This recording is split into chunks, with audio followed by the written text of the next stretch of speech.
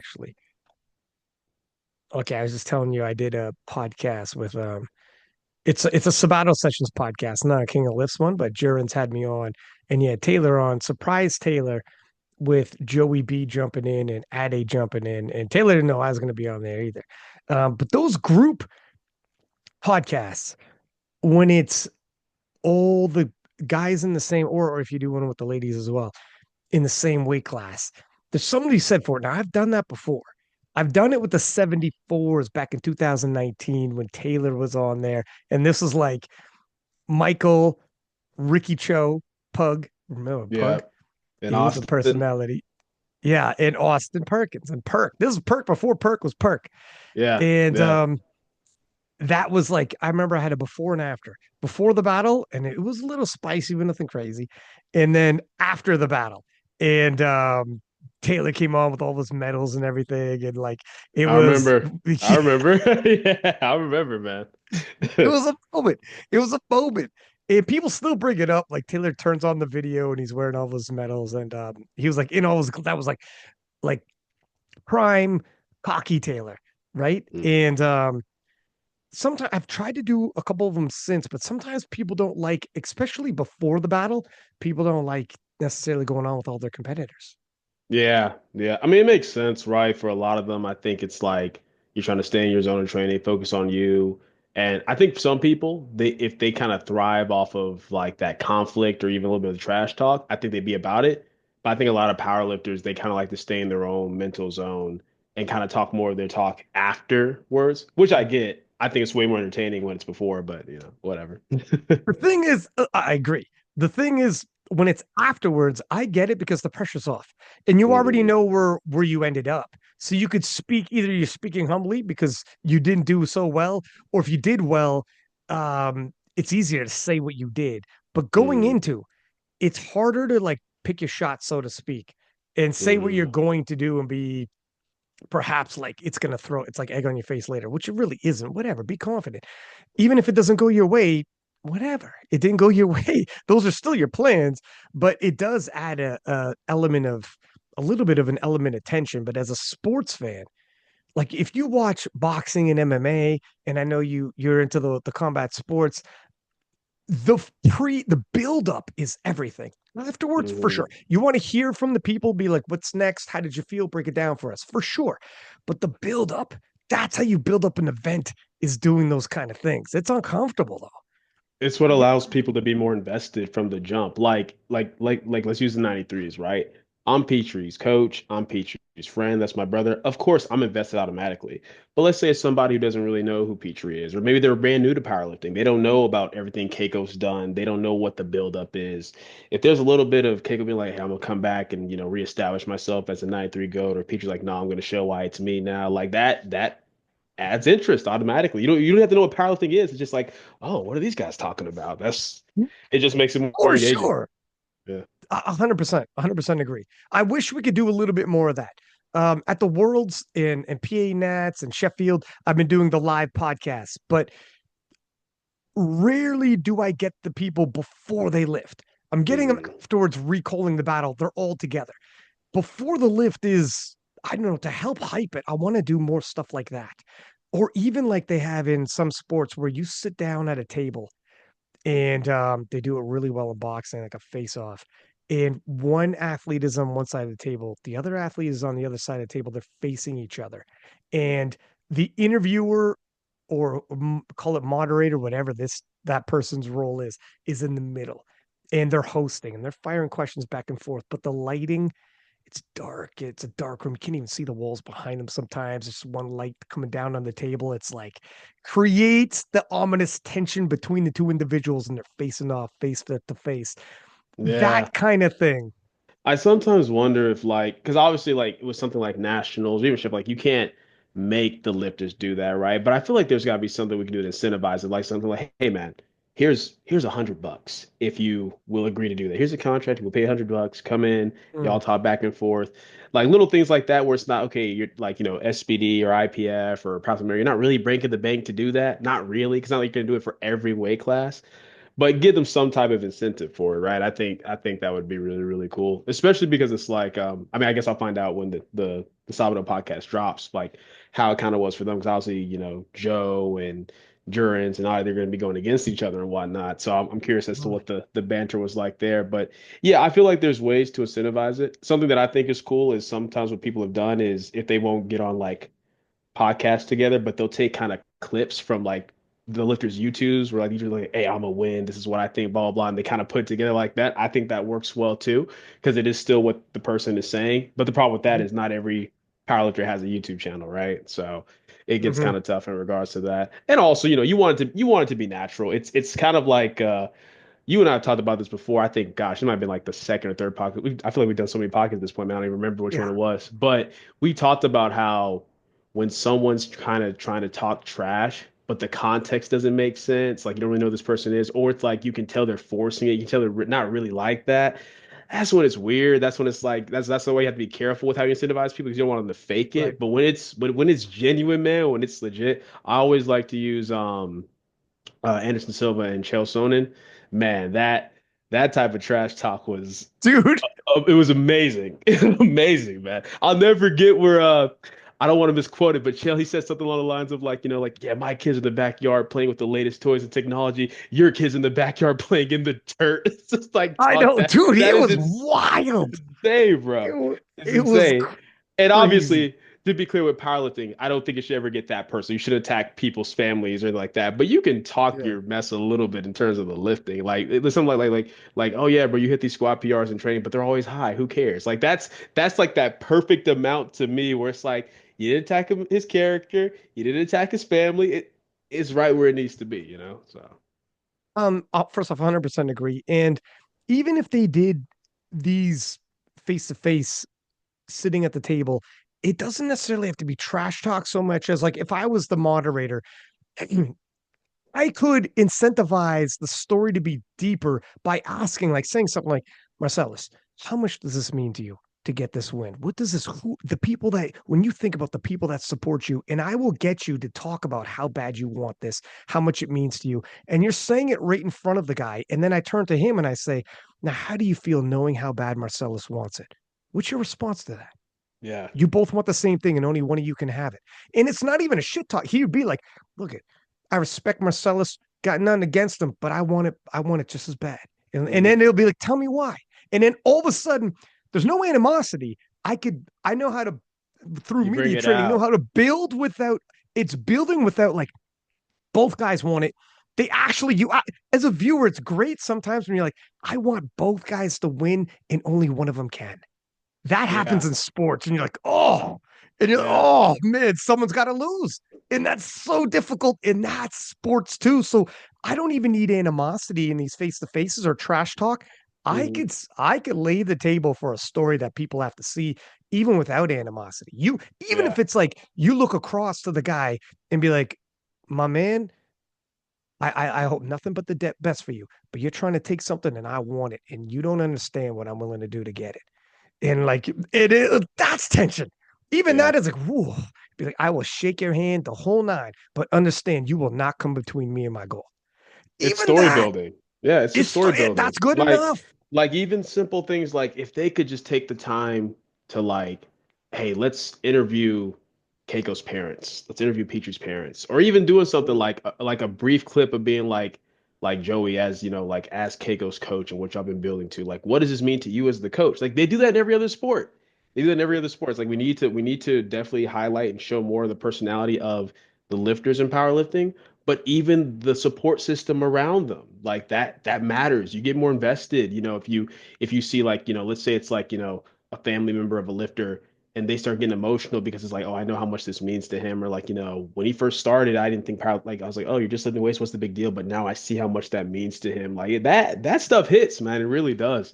And it's little things like that that can really help the sport grow. Like there's all these big ideas that people have, and I think some are good, some are bad. But if we can just do these small things, man, that we already have the capability of doing. I mean, we see it happen with like the Sheffield buildups, like the road to Sheffield's. I love those. Like this past one especially.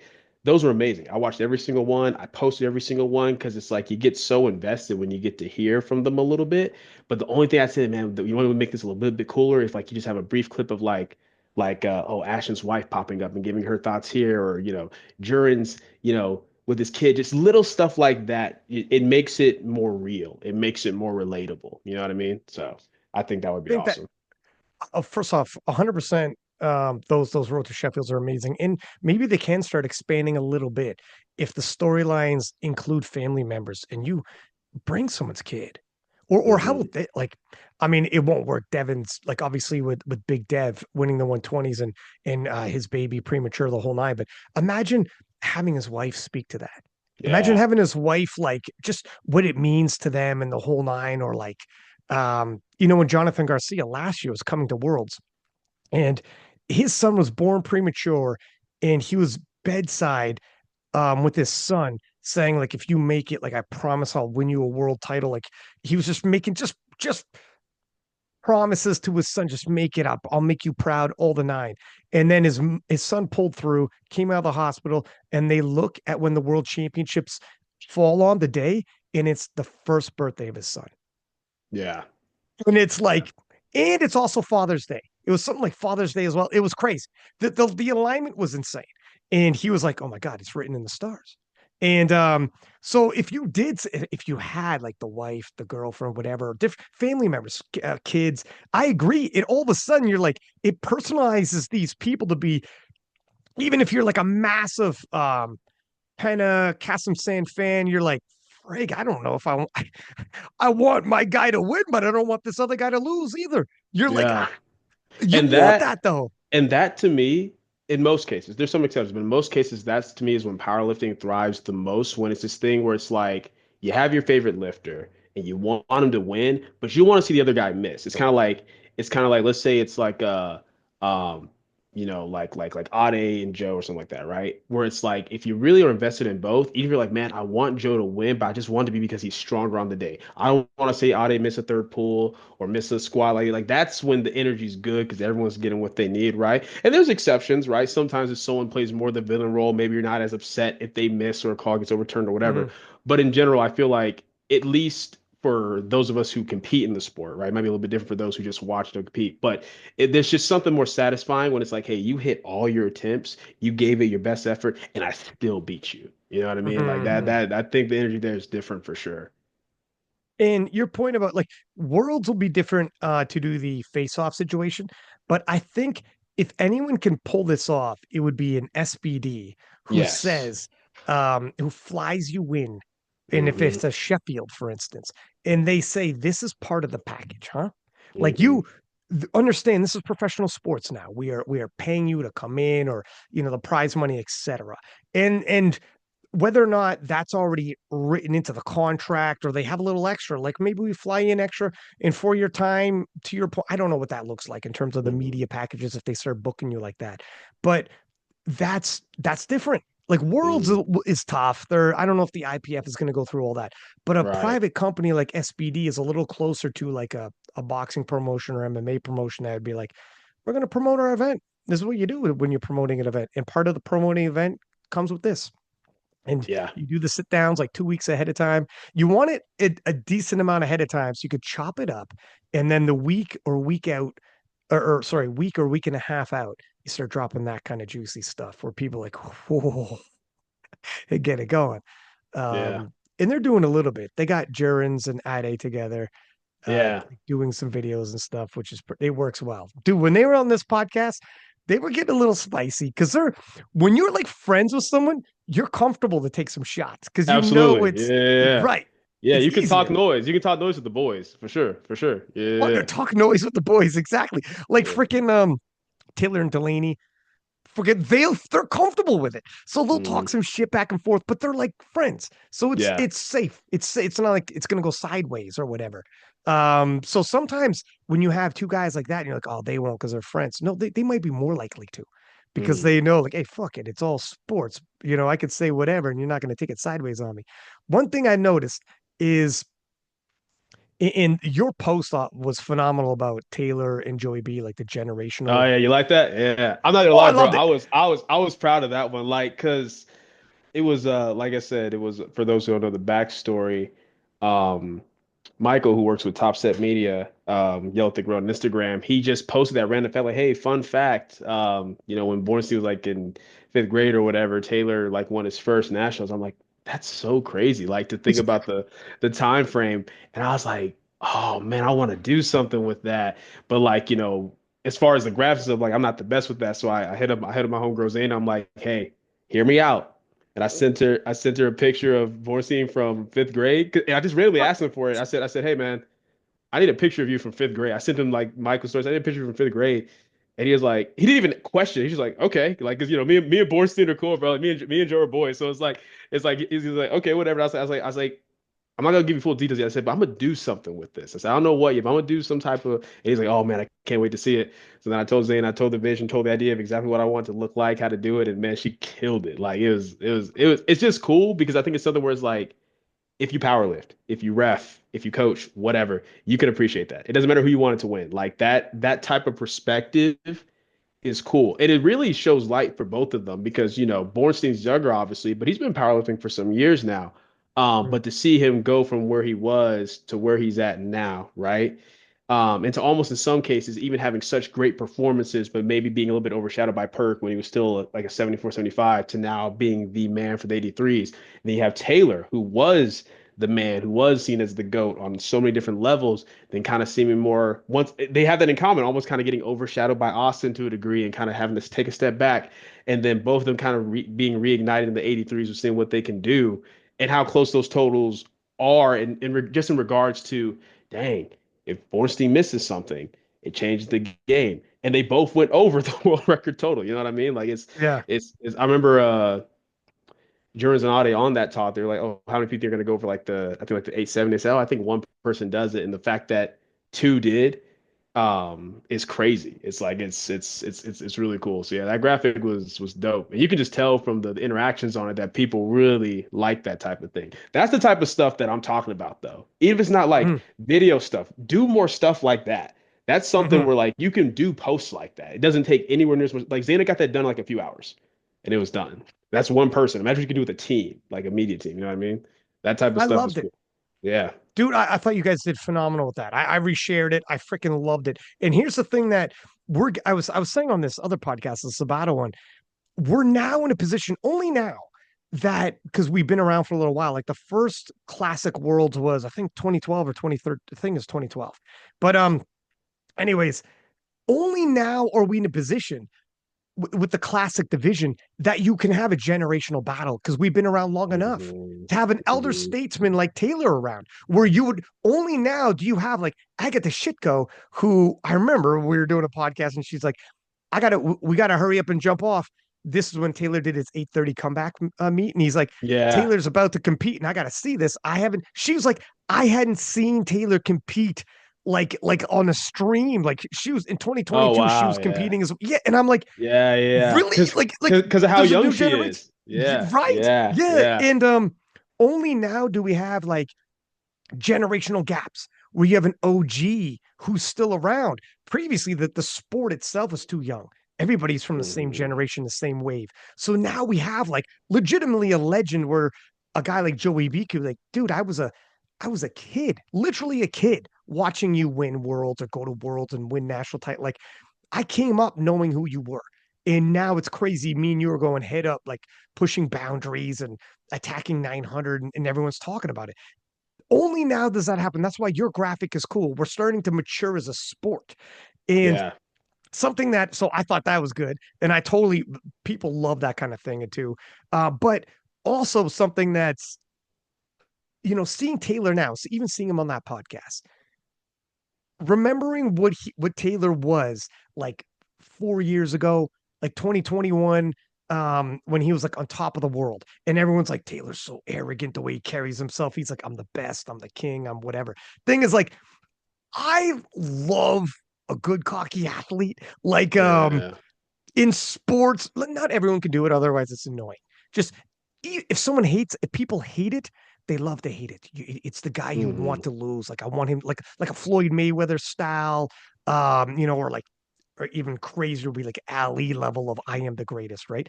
But some people want you to lose so bad when you're that person.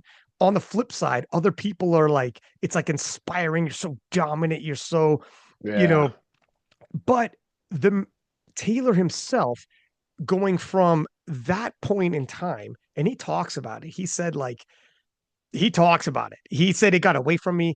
It started getting crazy in my head. There's a period, and then I mean, for real, he thought he was like in his own head, and then he said as he started getting injured, in his total slipped, and he got injured. It forced him to get aggressive towards people that he shouldn't have because he felt it slipping away. Mm. And then that process and part of his career, he was attacking, like he was getting into it with like John Hack saying, I used to think Hack was better than me. He's not. I'm the best. And then he went out with Rondell, Bob. He had these guys aren't pound for pound. But he said in that time period, he was on top first. Then he started slipping with injuries and he felt it. And his reaction to that was if someone else was like, now I'm the guy, he's going at you. And he felt like he was overly aggressive on. And he would say, this is coming. Yeah. He's older. He's in a spot now. He could look back and be like, it was insecurity due to the things I was going through. And Yeah. then he said, like, I'm going to place with this, but it reminds me of Eminem at one point was the biggest. Lil Wayne came right after him, and Eminem afterwards said, "For a freaking minute, I was going through some shit for Eminem. It was like drug abuse and everything." And he's like, "I almost did a song dissing Lil Wayne just because he was. Everyone said he was the new guy, and it was. I felt it slipping from me, and I was like, my knee jerk reaction was to go at him." And he's like, thank God I didn't. I was in no place. I would have got my ass whooped. But he was like, I was a full on drug addict at the time. But this happens in real life in front of everyone. And now Taylor's totally on the other side of it. Now he even it was a little friction with Perk on the passing of the torch, and he wasn't ready to pass it. And it's like a friction there, and they would go back and forth sometimes, or he would take insult with something Taylor or Perk said, even though Perk was like, "What the hell? That wasn't meant towards Taylor." But Taylor's like, "That was a sneak diss." It's like, no, it wasn't. And then now, as time goes by, now Taylor's in a totally other place, at peace with himself. He's on the other side of the injuries. He's not walking around in pain. He's found himself a new era, new platform in the 83s, and now he's an elder statesman. And he no longer hits podcasts cocky, boastful, saying I'm the best. Now he's actually the underdog going against a guy younger, bigger, stronger, and he's like, let me push you to the brink. And he's suited into the new role, and he looks back and he's like, oh, I could see when I was the guy. I could see when I felt it slipping. Now that I'm back, I'm like a different man, and he carries himself different, and people talk to him different and talk about him different. His adversaries aren't like he's so arrogant. His adversaries are young, 15 years younger, like Joey B, and are like, dog, you're the GOAT. I'm just Yeah. honored to hit the Yeah. platform with you. That level of acknowledgement is very it's one very good to hear that. It's just very mature too. It's like because look, no one's perfect. We all make mistakes. We all go through phases. Maybe we say things we shouldn't have, do things we shouldn't have. But it's in the acknowledgement of it. And being able to not just acknowledge with yourself, but even be able to publicly say, like, hey, I can look back and be like, I was tripping. I shouldn't have been that aggressive or I took it too hard. And I get it, man. It's like it's so easy for people and not just a power, it's so easy to validate yourself through what you're doing instead of validating yourself through who you are, right? And when you validate yourself, this mentality of like, I'm the GOAT, I'm the best, and you've been so dominant. And when it starts to slip away, even if someone's not even coming for you, but you're seeing that love or energy get directed to somebody else, you almost feel like you're being wronged. You feel like someone's taking something from you that belongs to you. So then you get aggressive and you try to snatch back at it. But then the person that you're snatching is like, yo, dog, what's your problem? I got nothing but respect for you. Why are you acting this way, right? But to be able to acknowledge that and to be like, I got to let that go and to build yourself back up better than ever. I mean, because I don't think anyone's disagreeing that that was easily the best Taylor we've ever seen, period. Like point blank, period. Like execution, strength. I know for a fact, like on the Powerlifting Now podcast that just dropped, we talked about it from the coach's perspective since, Steve Denovi, Sean and I are, we're all back there, obviously. Like, none of us expect Taylor to show up as strong as he did, like the way that he did. So to be able to come back and do that, and like you said, to come in with a little bit more humility, but also still, you can tell he says that hunger of like, I think I can still do that. I think I can still be the best. I think I can still work my way up there. But to do it with this new perspective mentality, that's exciting. It's exciting to see that phase and what that's going to look like, right? Because yeah, I mean, it's normal. It's sports. Some people may be a little bit more cocky and arrogant than others, but it's all about how are you going to respond when you lose or when you're dealing with stuff. Where does the humility come from? Like that's one thing I think, like you got to give Russ a lot of credit for as far as like when he lost to Germans. I feel like the way he handled that was very respectable, very appropriate, but he let it fuel him. It was kind of like Mm. a second Brett Gibbs let it fuel him, and then we saw the result of that at Sheffield, right? And that's the type of stuff that I like, man, where it's like, regardless of how people may feel about someone personally, you got to respect when someone just does something that's, in my mind, just objectively good, where it's like, I acknowledge this is the reality. I acknowledge this is what happened. I acknowledge I acted this way. It wasn't cool. I'm going to be better. And then their actions actually follow suit. 'Cause there's lots of people who won't even acknowledge that they were tripping. Or if they do, they'll be like, oh, I can be better. But then they're not.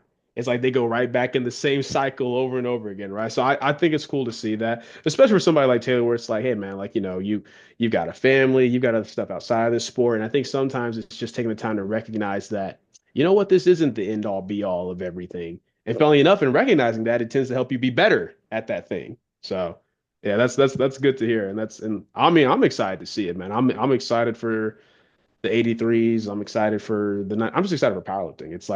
It's so funny how it's gone from, oh, every year the standard is increasing. It's not even every year anymore, man.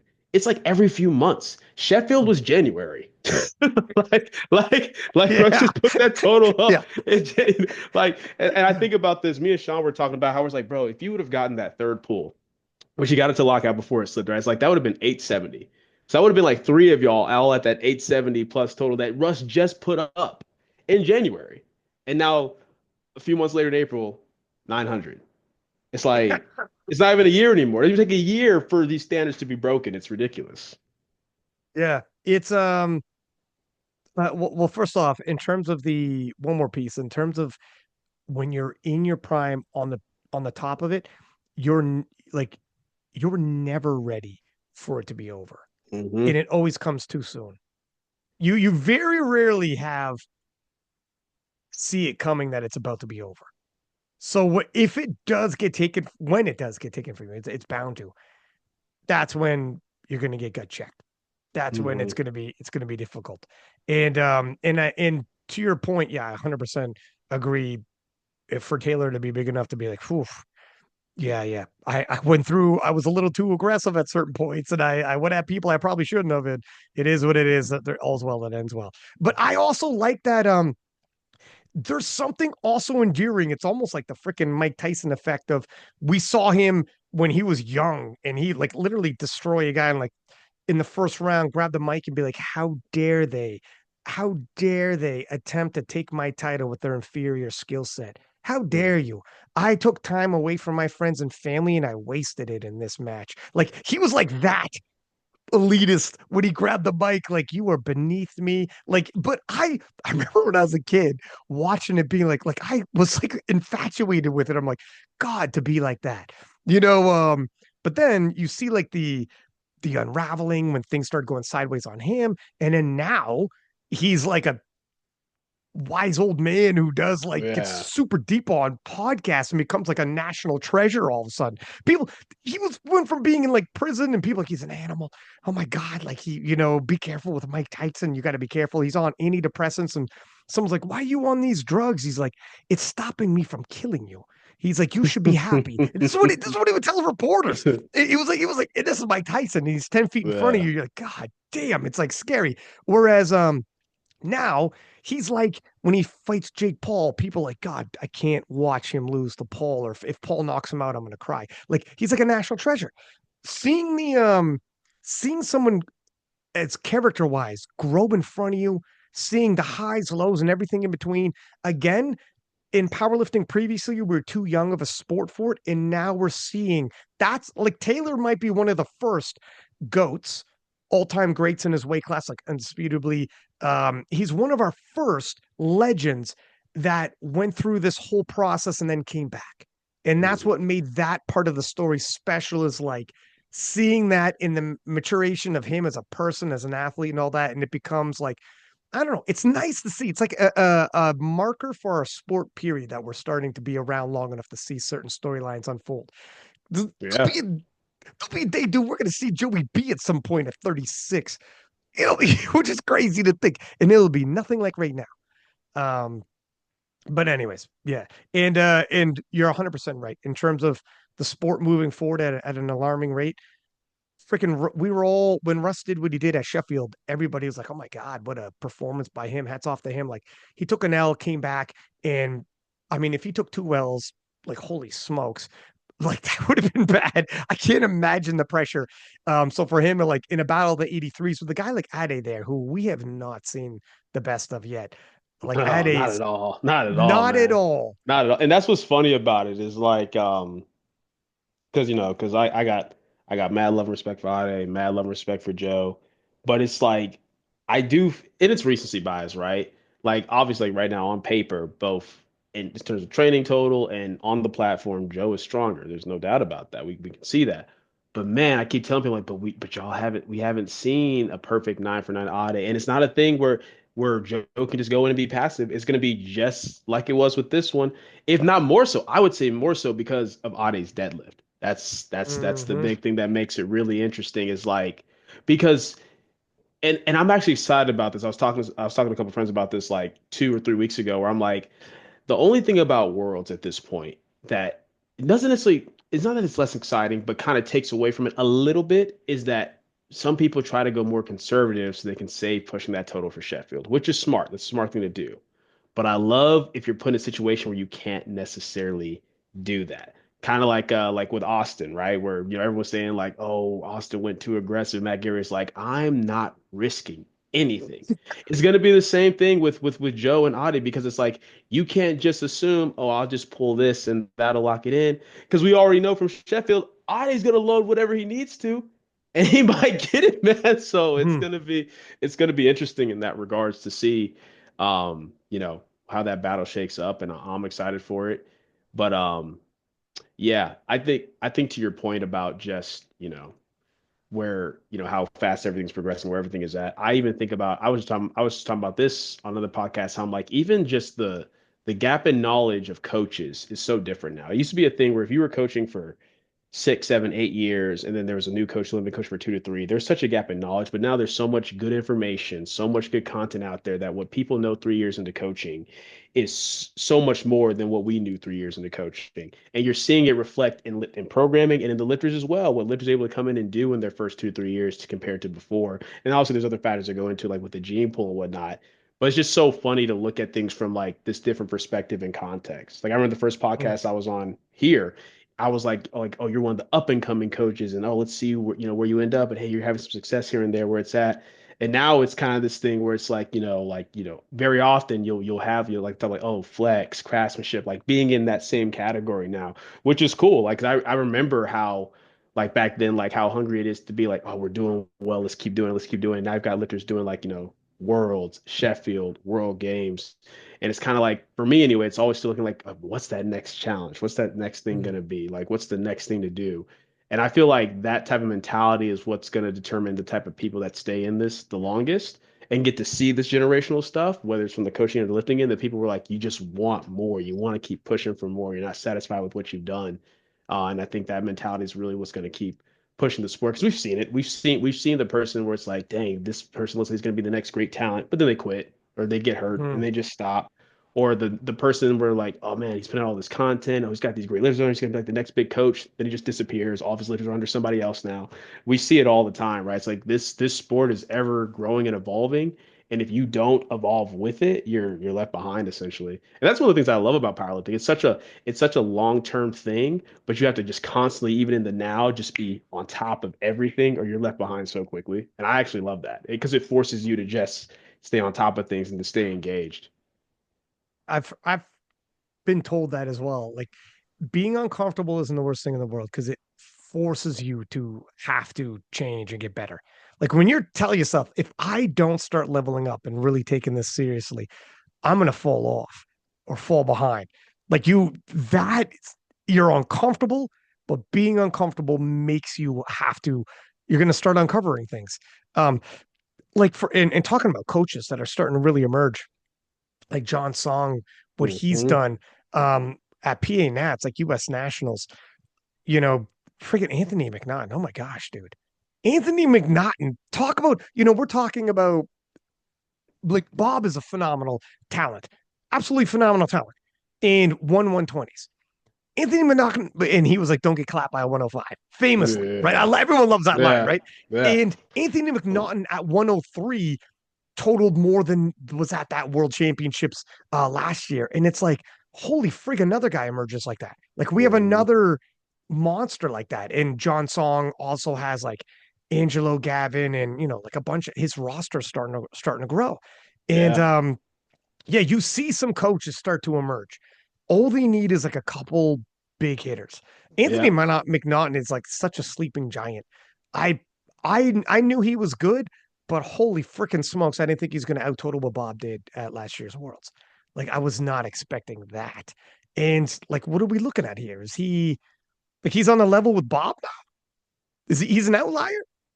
Yeah, no, it's first of all, it was just really cool to see because and I always shout out Ashton for this because Ashton he does this all the time. Like it never fails. He'll send someone that maybe I didn't know who it was or had never seen or heard of him, and it'll be like, man, we should keep an eye on this guy. I think it's gonna be something great. And it could be like 2 years before, right? And Anthony's one of them. I think the first time he sent something of Anthony to me was like a year or two ago. I kid you not.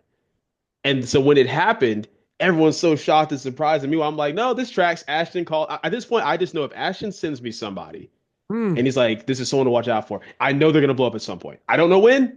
Like I said, this was like maybe like a year or two later after he first sent them, like in our chat. But even then though, it's still shocking to be like, okay, yeah, he blew up, but he really blew up. Like, my goodness, that's impressive. And I love it. I love it because um one, he's just really nice, humble, down to earth dude. That's the first thing. I always appreciate that in somebody.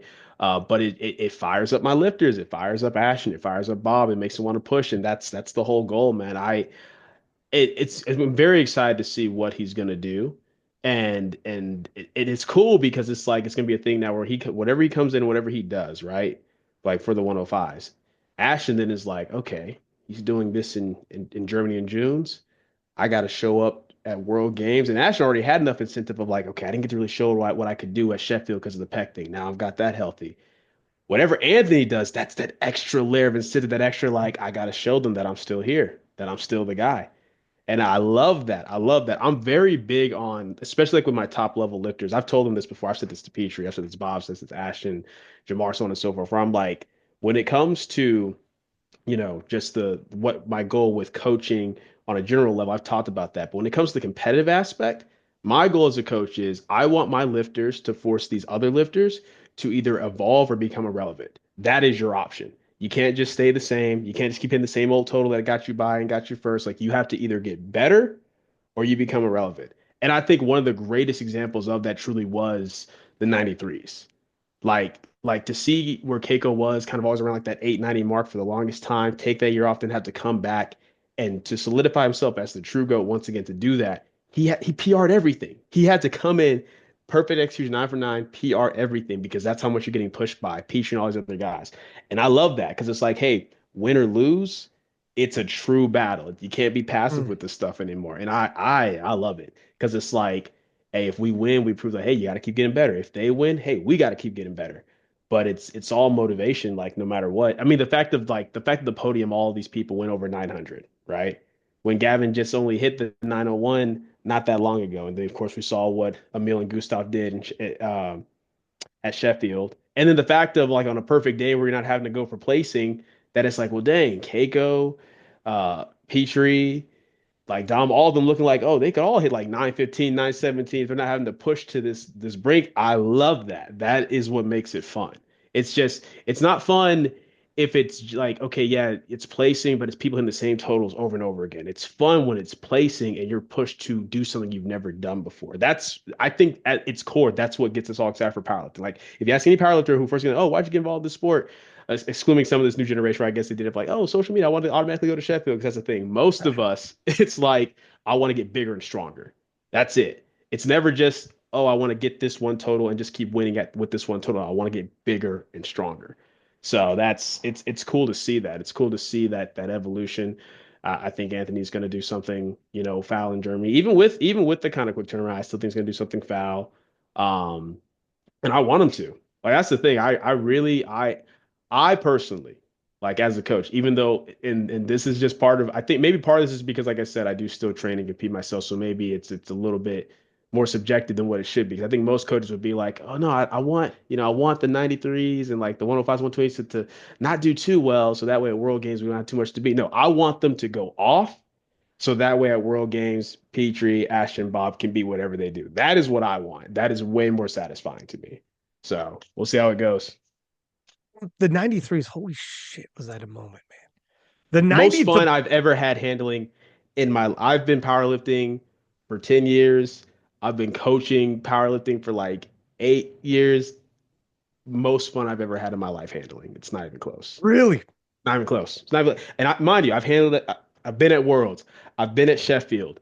And as far as the experience of the meet, like Sheffield is takes it for sure. But as far as just like battles, like a battle, that that was the in 83 and 93 were close, but that was the most fun I've ever had Mhm. handling. Easily. Easily. It was different, man. Like it's like a movie.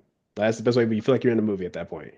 The only thing would have been if Petrie got that final deadlift. Do you Course, but remember? don't Like, don't that's the say that to only me. thing. Don't say, of course, I bro. guess I, Don't say that to me. Of course, bro. Of course. yeah, That's yeah. that's the only thing that would have made Like, it perfect. Oh like my it gosh, would bro. have been a movie. It would have been a movie Ah, because, like, even though we didn't, the moment though when everybody was on their feet, like when yes. you looked, I don't know if the stream captured that, but the freaking moment it was, not a Yeah. single person, not only did every single person in the house stand up, they all came over to the fence, and it was Yeah. like The I'd never seen YouTube that before. his YouTube video, my boy Mark Harris, who does the videography for a lot of the team, you can see in the YouTube video, he shows it, he pans out and you see it's insane. It was Crazy. so incredible. And you could feel the energy when you walked out for it. Yeah. And what gets me is like I said, I had to go back and look at what I think I had Petrie Cat. Basically, that was about like 5 kilos over like the top end of where I had Petrie Cat than what I thought he would have to pull. And the fact that he got that close, Ryan, the fact that it was right there, that is, oh man. Honestly, that's what was so exciting about it. Like even afterwards, of course, you're upset, you want to blah blah blah. But even before the night ended, we were just like, I was like, Petrie. He's like, yeah. I was like, bro, it was so close. Like you almost pulled that much weight, bro. Like he's like, bro, like I didn't even know how much it was. Like until I went back and look, I'm like, you were that close, man. You've never touched anything near that. And to be Yeah. that close, it was awesome. But once again, it was cool because I remember talking to him in the back room where he straight up says like he's like, look, man, I didn't want to load that for Keiko. But I knew I had to. I saw Peter's second pull, and I'm like, I have to load at least this. Yeah. And it was awesome. It was Petrie's cool. second pull was phenomenal. He had in the fact that his pulls of rebound like that after Worlds when he's like, I don't know what the hell's going on. I couldn't hold on to my deads. And the fact that the work obviously you guys have done on his deads came through when he freaking needed it. It almost came through in a crazy way. Yeah. Like you said, I mean, it was almost damn near there. Give him another 6 months. I mean, Petrie's deadlift is becoming like a mythical weapon at this point. But yeah, man, that was phenomenal. I think like that was probably the battle of it wasn't the thing that well, okay. What do you think is the hottest division right now in powerlifting? That's tough because I feel like it depends on what you value, right? Because it's kind of like if you're valuing the direct head-to-heads, you want the battle as close as possible. I feel like it has to be the 93s. Like Mm, like whether we're talking about at Worlds, the Sheffield that followed, or this Nationals, or even this upcoming, like I feel like it has to be the 93s if we're looking at it from that perspective. But if we're talking about like just rate of progression, pushing the totals up in the weight class and the potential for that, then maybe the 83s, right? Because obviously Bornstein skews that quite a bit. I will say what's interesting is if you remove Joe, right? And not in a hateful way, I love Joe, but if you remove him out of the equation, I think it then goes to the 83s because then you have almost the same closeness of competitiveness as the 93s, but you also have the bonus of they're progressing the total up at a faster rate than the mm. 93s. So that's tough, man. It's hard to say. I think for me, I think for me, it's still the 93s for two main reasons. One, like I said, the first one is just the closest of competitiveness, but two, I feel like we're finally starting to see them have a bigger breakthrough. And I think we're about to see the 93 total start to truly elevate to where it kind of needs to be, right? Mm. I think for me, it's probably still the 93s. It's close though. It's close. You ask me on a different day, maybe it's the 83s. You know what I mean? But yeah. I I agree. Yeah, I think like the 93s in terms of closeness of battle. And this is going to be another discussion it'll segue into in a second in terms of battles and more or less exhibition lifting. But in terms of closeness of battle, yeah, probably the 93s. The one thing they don't have that the 83s do is those iconic lifters with those world titles that we've seen, like for instance, Taylor, Russ at Sheffield, he's got one more 83 performance at Power or World Games. Even Delaney, two-time world champ, like those like the podium for the 83s. It's you had like five world titles there, plus Joey B, who seems destined for Yeah. greatness. Whereas the 93s don't quite, when you look at the resumes, isn't quite that. Not quite However, there yet. Yeah. yeah, not yet. And however, the 93s have like I think it is closer. I mean, I don't know how the hell it's going to swing. Joey B was the favorite going in. If you Hmm. pulled 10 people, I bet you 7 or 8 are going to say Joey B, and Joey B won. And Hmm. Joey B won by almost 25 kilos. Hmm. Even though the battle was probably closer to like I get it, Taylor like loaded up. He had more than 876 on the day, but nevertheless, whereas the 93s, it was freaking like I mean, you were an inch away and Petrie's got it. Yeah. It's I mean, like every major podcast I listen to, anytime it's like, oh, who do you think's gonna win? The ultimate consensus was, oh, Joe should win unless he misses. With the 93s, the ultimate consensus was, I'm picking this guy, but I really don't know. Like yeah, that's it's what that it pretty meme. much The guy's was. like, Yeah. it's the Yeah. meme of the guy, but I don't know. Yeah. Right? Yeah. Yeah. Yeah, and I think that's what makes it kind of more exciting too, is okay, what does it look like when we start to see more consistency of 93s, being the world champions and repeats and stuff like that. Because I mean, I think that's the thing. It's almost like the 93 class is almost a victim of its own success, though. Because I think part of why we don't see that is because of how close it is. It's almost hard to be so consistent and, okay, get back to worlds and get the multiple back-to-back titles when it's so close in that way, right? Which, to be fair, is kind of the case with 83s a little bit, but it's just never been to the same degree, right? So the longest time, Russ was kind of dominant in 83s, right? He was winning by a pretty large margin, right? Even back when he and Sean were kind of close, it was the execution thing with Sean back then, which very happy that we've cleaned that up since the start working there. Very happy about that. But with the 93s, it's always been so close, so back and forth. Even when Petrie went to Worlds last year, Keiko wasn't there. The total he had to be was like what the 893, and Petrie got 895, and that was the same 895 that Gustav had just hit at Sheffield. So that closeness is just kind of always there, and I think it makes it harder to like be able to just full send things in the way that you'd want to see. I mean, really, this past Nationals was the first time we got to see that, where it's like instead of it being like kind of play it safe to win, it's like no, you had to push to a much higher standard to win because that's just how close everything was. So my hope is that we continue to see more of that. Talking about people seeing people like mature through the sport. Fucking Sean Noriega. Holy Yeah, smokes. I love that Sean is back. And yeah. he's like, he went through it. I had him on the podcast when he was re-emerging. This is before PA Nats. He had done 850, obviously, and was re-emerging. And he talked about it. He was like, man, I remember I was one of like four guys to cross 800. And then when he hit 825, it was like him and like three other guys who have done it or whatever, like Gibbs and Russ and but yeah, I think maybe just him, Gibbs, and Russ or whatever. He was like amongst those, so right. Mhm. And then he's like, then boom, like a year after year, he's like, my total, I didn't just not improve, my total regressed. And he was like going through it. And he never stopped training, competing, and pushing, but it just wasn't there. And he was whatever he was doing to make it reemerge. And he's been around forever. He's still only in his 20s. He's still a young man. Like he's not Taylor Atwood level of whatever. He's just been around Yeah, forever because we've seen him since he was like so young. But for him to reemerge and to come back and be like, I sorted it. I'm like, he looks like a different human. He's in a different place in life. My man is like married and like he's a different person.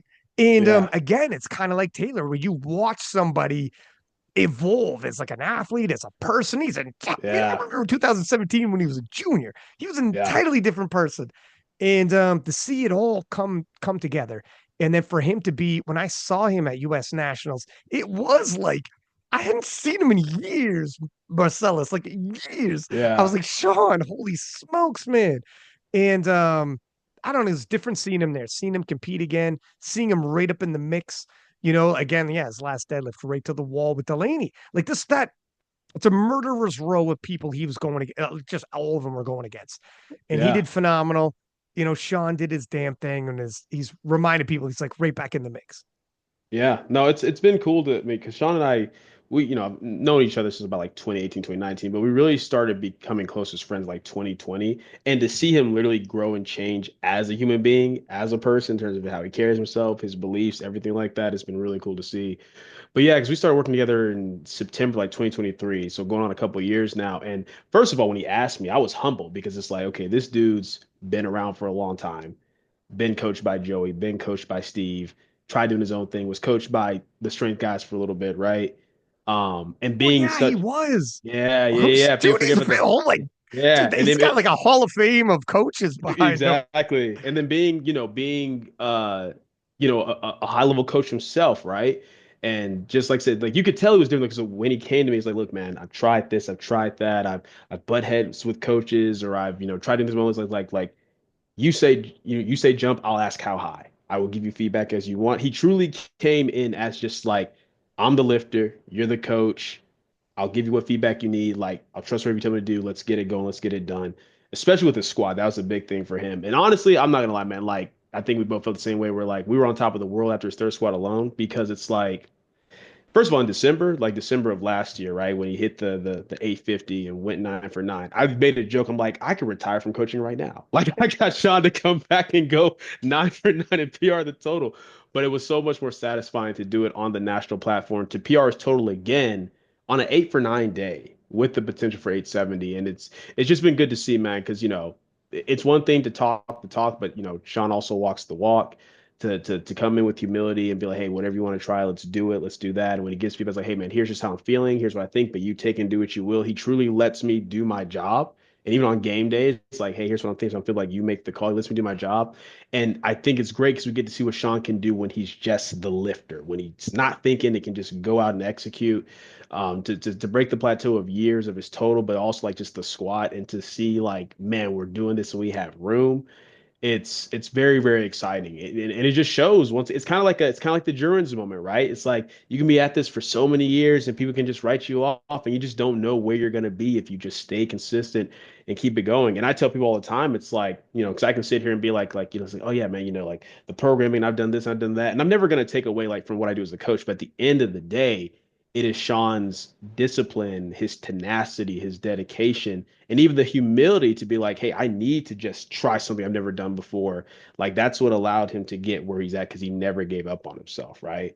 It doesn't matter how you program somebody, like that you can't program mentality to that degree, right? That's just who Sean is as a person, that desire and will to consistently improve, to grow, to be better, to acknowledge when mistakes have been made and try to course correct. Like that ultimately, I always tell people, I'm like yes, I think I'm a great coach, but I also got the best version of Sean to coach, and that goes a long way with things for sure. Man, hearing the list of coach, I totally forgot. Of course, like I was aware, but I just forgot.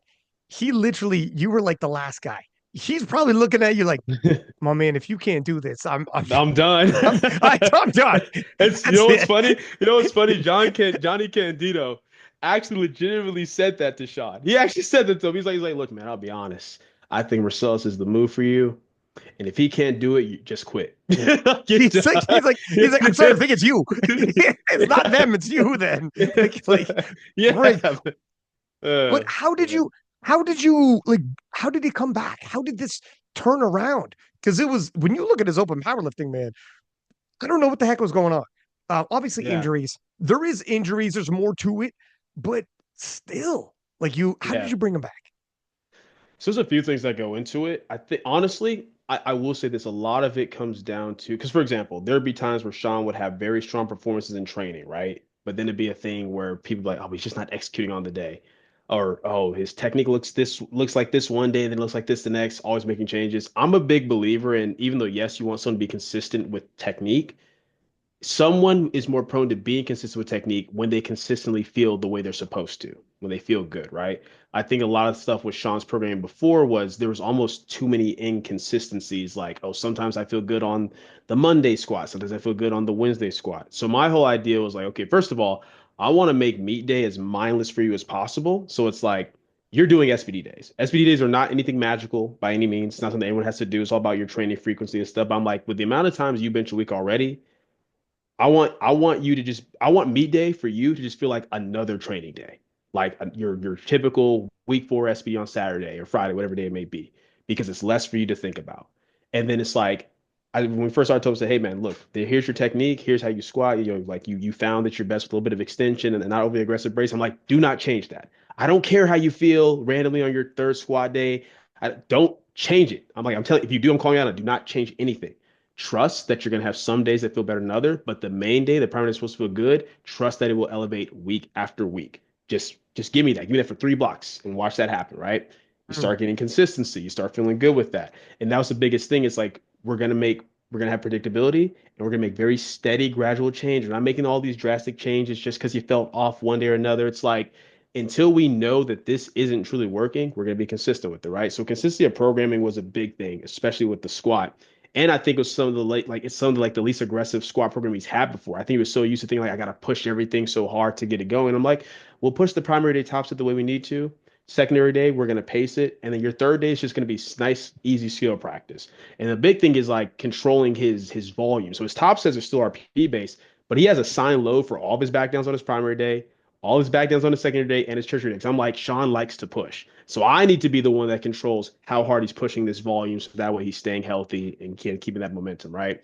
So I think that was a big thing with the squat is just consistency and controlling that rate of progression. Because sometimes it can be a thing where you're feeling so good and you just start sending it balls to the wall, but then you run out of juice before meet day. So with that type of control progression, assigned loads, you kind of can't. You're kind of capped. And before each block, we talk about, hey, what's the game plan? What numbers are we thinking on by the week for? Okay, we're capping you here. Then you can't go past that. That's it.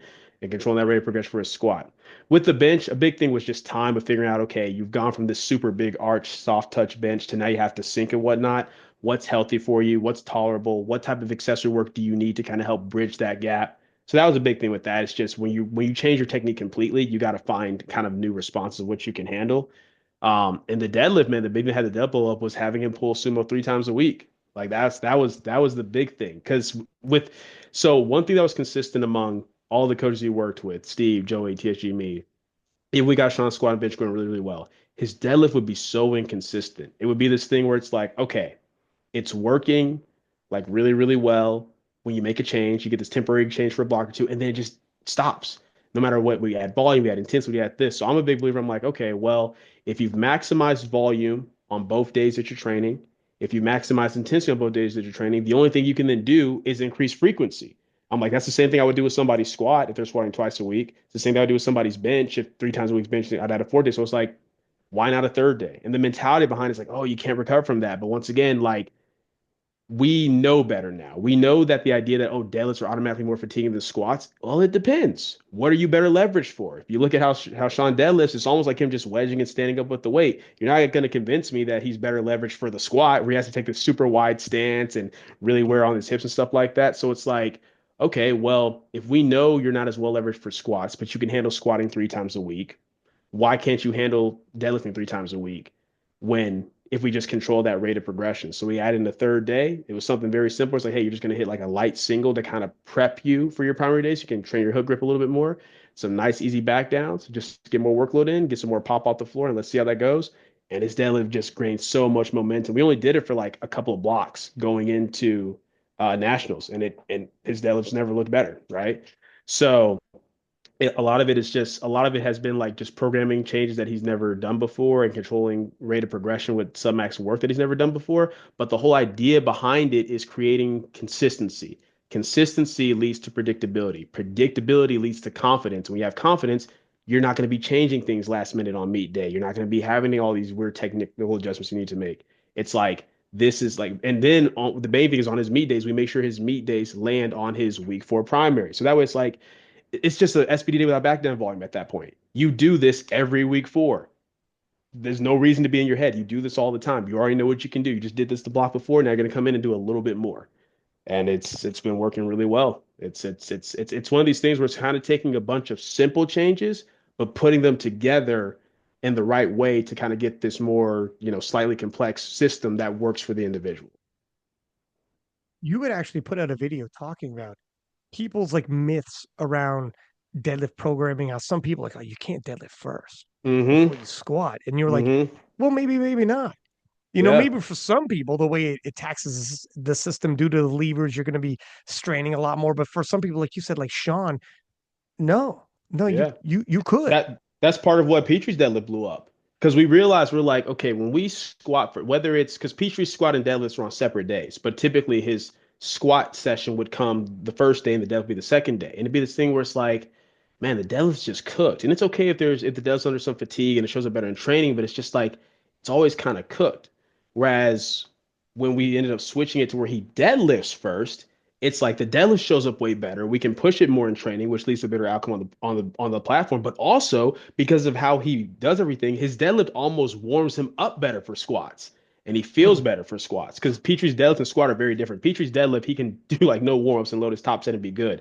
His squat, he'll take several warm ups to feel good. So almost pulling the day before, because the same muscles are involved as far as the hips, the quads, and all that, actually has him feeling better prepared for when he goes into his squat. And then even on meet mm, day, when the order switches, he's fine because it's like, oh, I'm just taking 3 squats and then I get to rest while I'm benching and then I get to pull, which is fine because I'm used to like deadlifting doing volume, the next day squatting doing volume. So it's kind of realizing like I tell people like if something's said or repeated over and over again, it's either because it's true or it's just because it's commonly believed. And we have to kind of mhm, my job as a coach is to evaluate like, okay, well, is this objectively true across the board, or is it true most of the time? And if it's true most of the time, what are the exceptions? Are any of my clients the exceptions? And being willing to test some things out. Worst case scenario, if it doesn't work, okay, you go back to the norm of what does work. Best case scenario, you get Petrie's deadlift being the best it's ever been. You get Sean's deadlift being the best it's ever been. So mm. coaches can't be afraid to experiment. That's something I was talking about this on my story just a week ago, where I said one of the issues that this new generation of coaches has, unfortunately, even though the gap in knowledge isn't as wide, is because there's so much good information and good much content out there where we're telling you, hey, here's what you do, here's how you do it, here's why you do it. Even though there's a lot of good information out there, people always have a bias. They'll kind of take maybe they really like the way that I do something, so they take it and they hold on to it and they just only do that. But it's like, dog, Steve Denovi might be giving you a different option that could be better for a client. And that's what I'm saying. Even for me, even though I have a basic structure and style that I like to fall back on, my biggest thing is I'm not married to any tool. I'm married to progress. I've Mm. taken things from other coaches that I've learned, hey, this makes sense, and I've incorporated in my own system. And that's why I tell my clients all the time, hey, look, I don't care if what I'm doing with you programming wise looks the same as what I'm doing with 20 other clients. And I don't care if you're the only one doing it. What I care about is, does this work for you? Do we know why it works for you? And can we replicate this over and over? You gotta be willing to make adjustments. Like, don't try to fix something that's not broken. If it's working, great. But you need to always have tools in the back of your mind for when things slow down, because eventually it will. That's the biological law of accommodation. It's like Mm. it's like it's so funny how powerlifters we get so far away from just basic strength training, hypertrophy, that we forget those basic things you learn about progressive overload. It's like you can't keep doing the same thing over and over and over and expecting to get the same results. Eventually, your body's at such a point where it's adapted, where you have to find different ways to put different stresses on it to get it to adapt. Sometimes maybe that doesn't mean changing your structure, but it might change mean the way you approach the workload within that structure. And sometimes it might mean you have to change the structure completely. But you can't do that if it's like, well, this is how I've always done things. I don't know how to do anything else. Well, that's your fault. There's all this information out here. How do you not have all these other tools? But it's because people get so caught up in, well, this is how I've always done it. And that's one thing that I think has really helped me grow in my success as a coach, is that I've never been caught up in, oh, this is the craft style. It's like you might find some commonalities, but it's like, no, here's the structure. We carry that style to the lifter over time.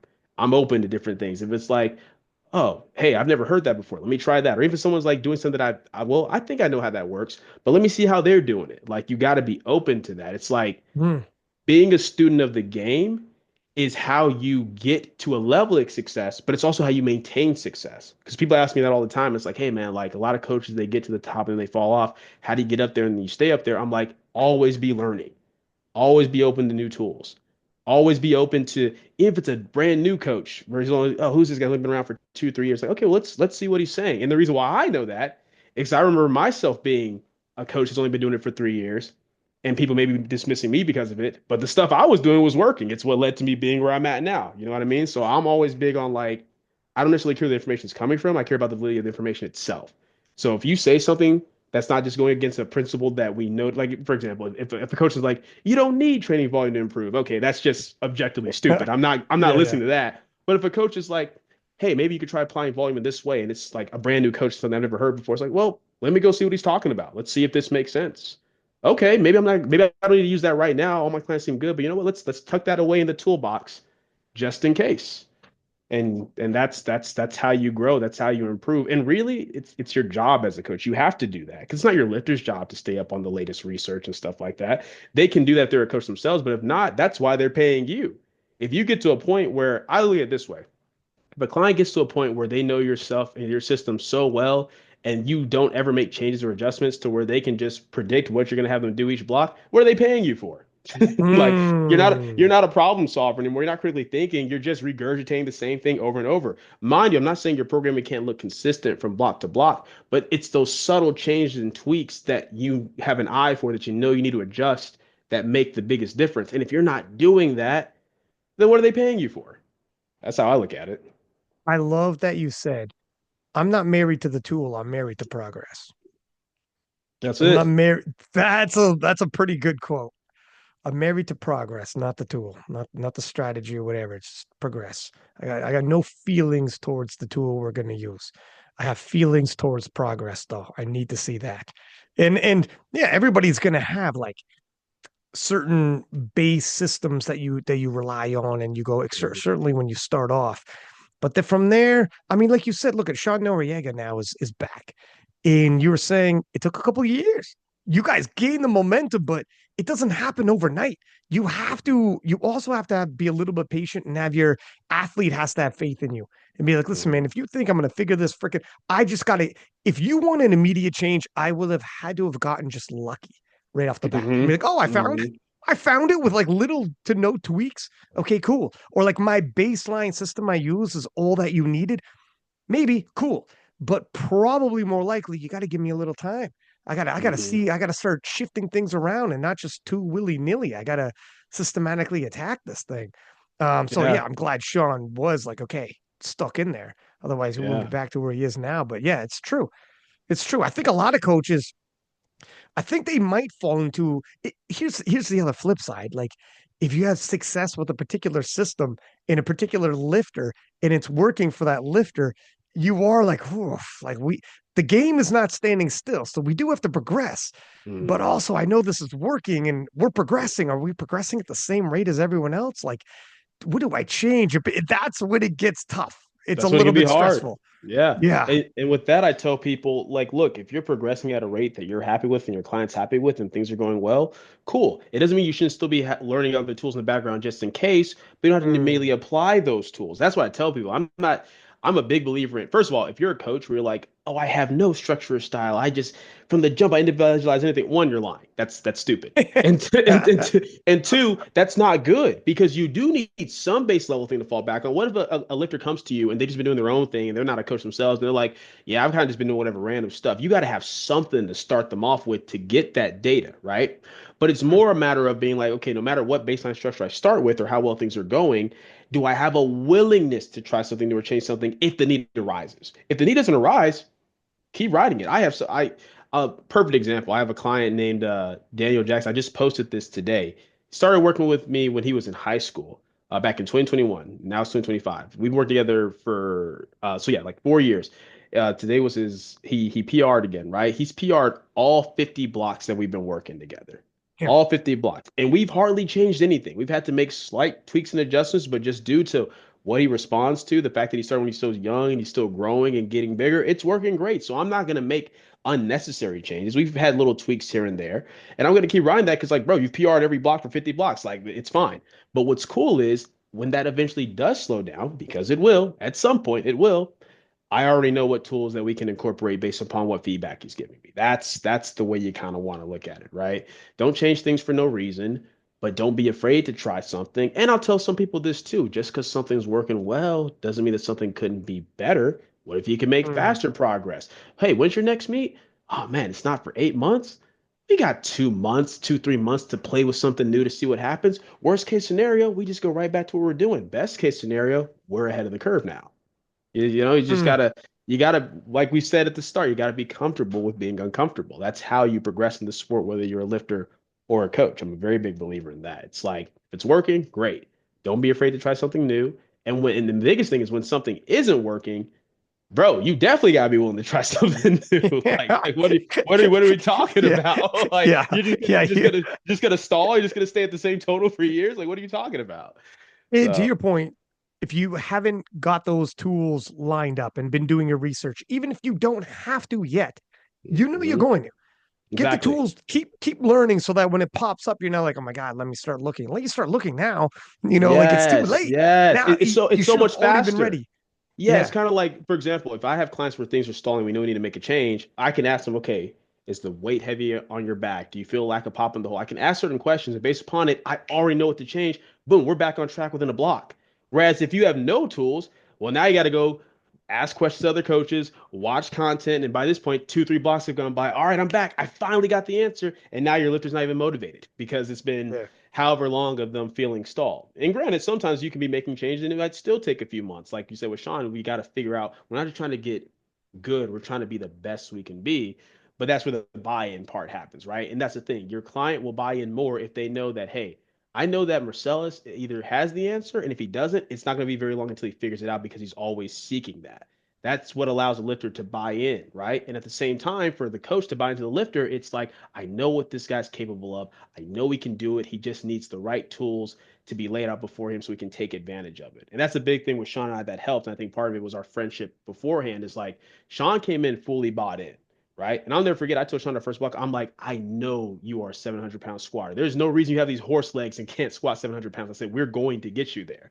Like, and Yeah. I believed it. And that's one thing that I think, Sean will say himself that is a little bit different that he says with me compared to some other coaches is like it's a certain level of belief that I have in him that really fires him up. And I'm like, it's genuine. I truly, if I didn't think you could, I'd be like, hey man, look, I can help you get better, but I think this is your limit. But I, for a long time, it felt like Sean's capable of more than what he's shown. It's been such an honor and very humbling to be a part of the process of getting him to that now. So yeah. I was gonna when we were talking about the battles. So it reminded me of there was an untested lifter, Colton, who's like murdering it in the untested right now. Um, and him and like Hack are kind of rivaling right now, but he's in wraps, Hacks and sleeves. The untested. It's difficult to get these guys in the same room sorted out and have rivalries like we're used to on the tested side. But so he made a post and he tagged King of the List. And he said, I don't know why people are so excited in keyed up for these battles. He said, for me, I would rather if it's just myself going all out, just trying to hit new boundaries, cover new ground. And he's a phenomenal lifter, and he has. But as opposed to going head to head in a battle and having to do specific pinpoint attempt selection to try to win, which it might mean you go all out and you win, but it also might mean, like, for instance, you have to pull back a little bit on the squat. You're pulling on your last deadlift to win, not necessarily just, what I mean, I don't gotta tell you. Sure. So Sure. he was like, he didn't understand that. And I thought, and he's like, as a competitor, he goes, I know it's kind of in a ways conflicting to call yourself a competitor, but you're actually saying I don't even necessarily look to compete against someone else. And I've kicked this around in my head. So there is a moment, like for instance, Jesus Oliveras in Sheffield 2023, he was operating alone, and it was one of the magnificent performance, and I'll never forget it. And I don't think anybody will. And it literally elevated Sheffield to a crazy extent. Now Mhm. he's the strongest man of all time in powerlifting and strongest man that we have. So if this was like a 74, would it hit quite the same? Maybe.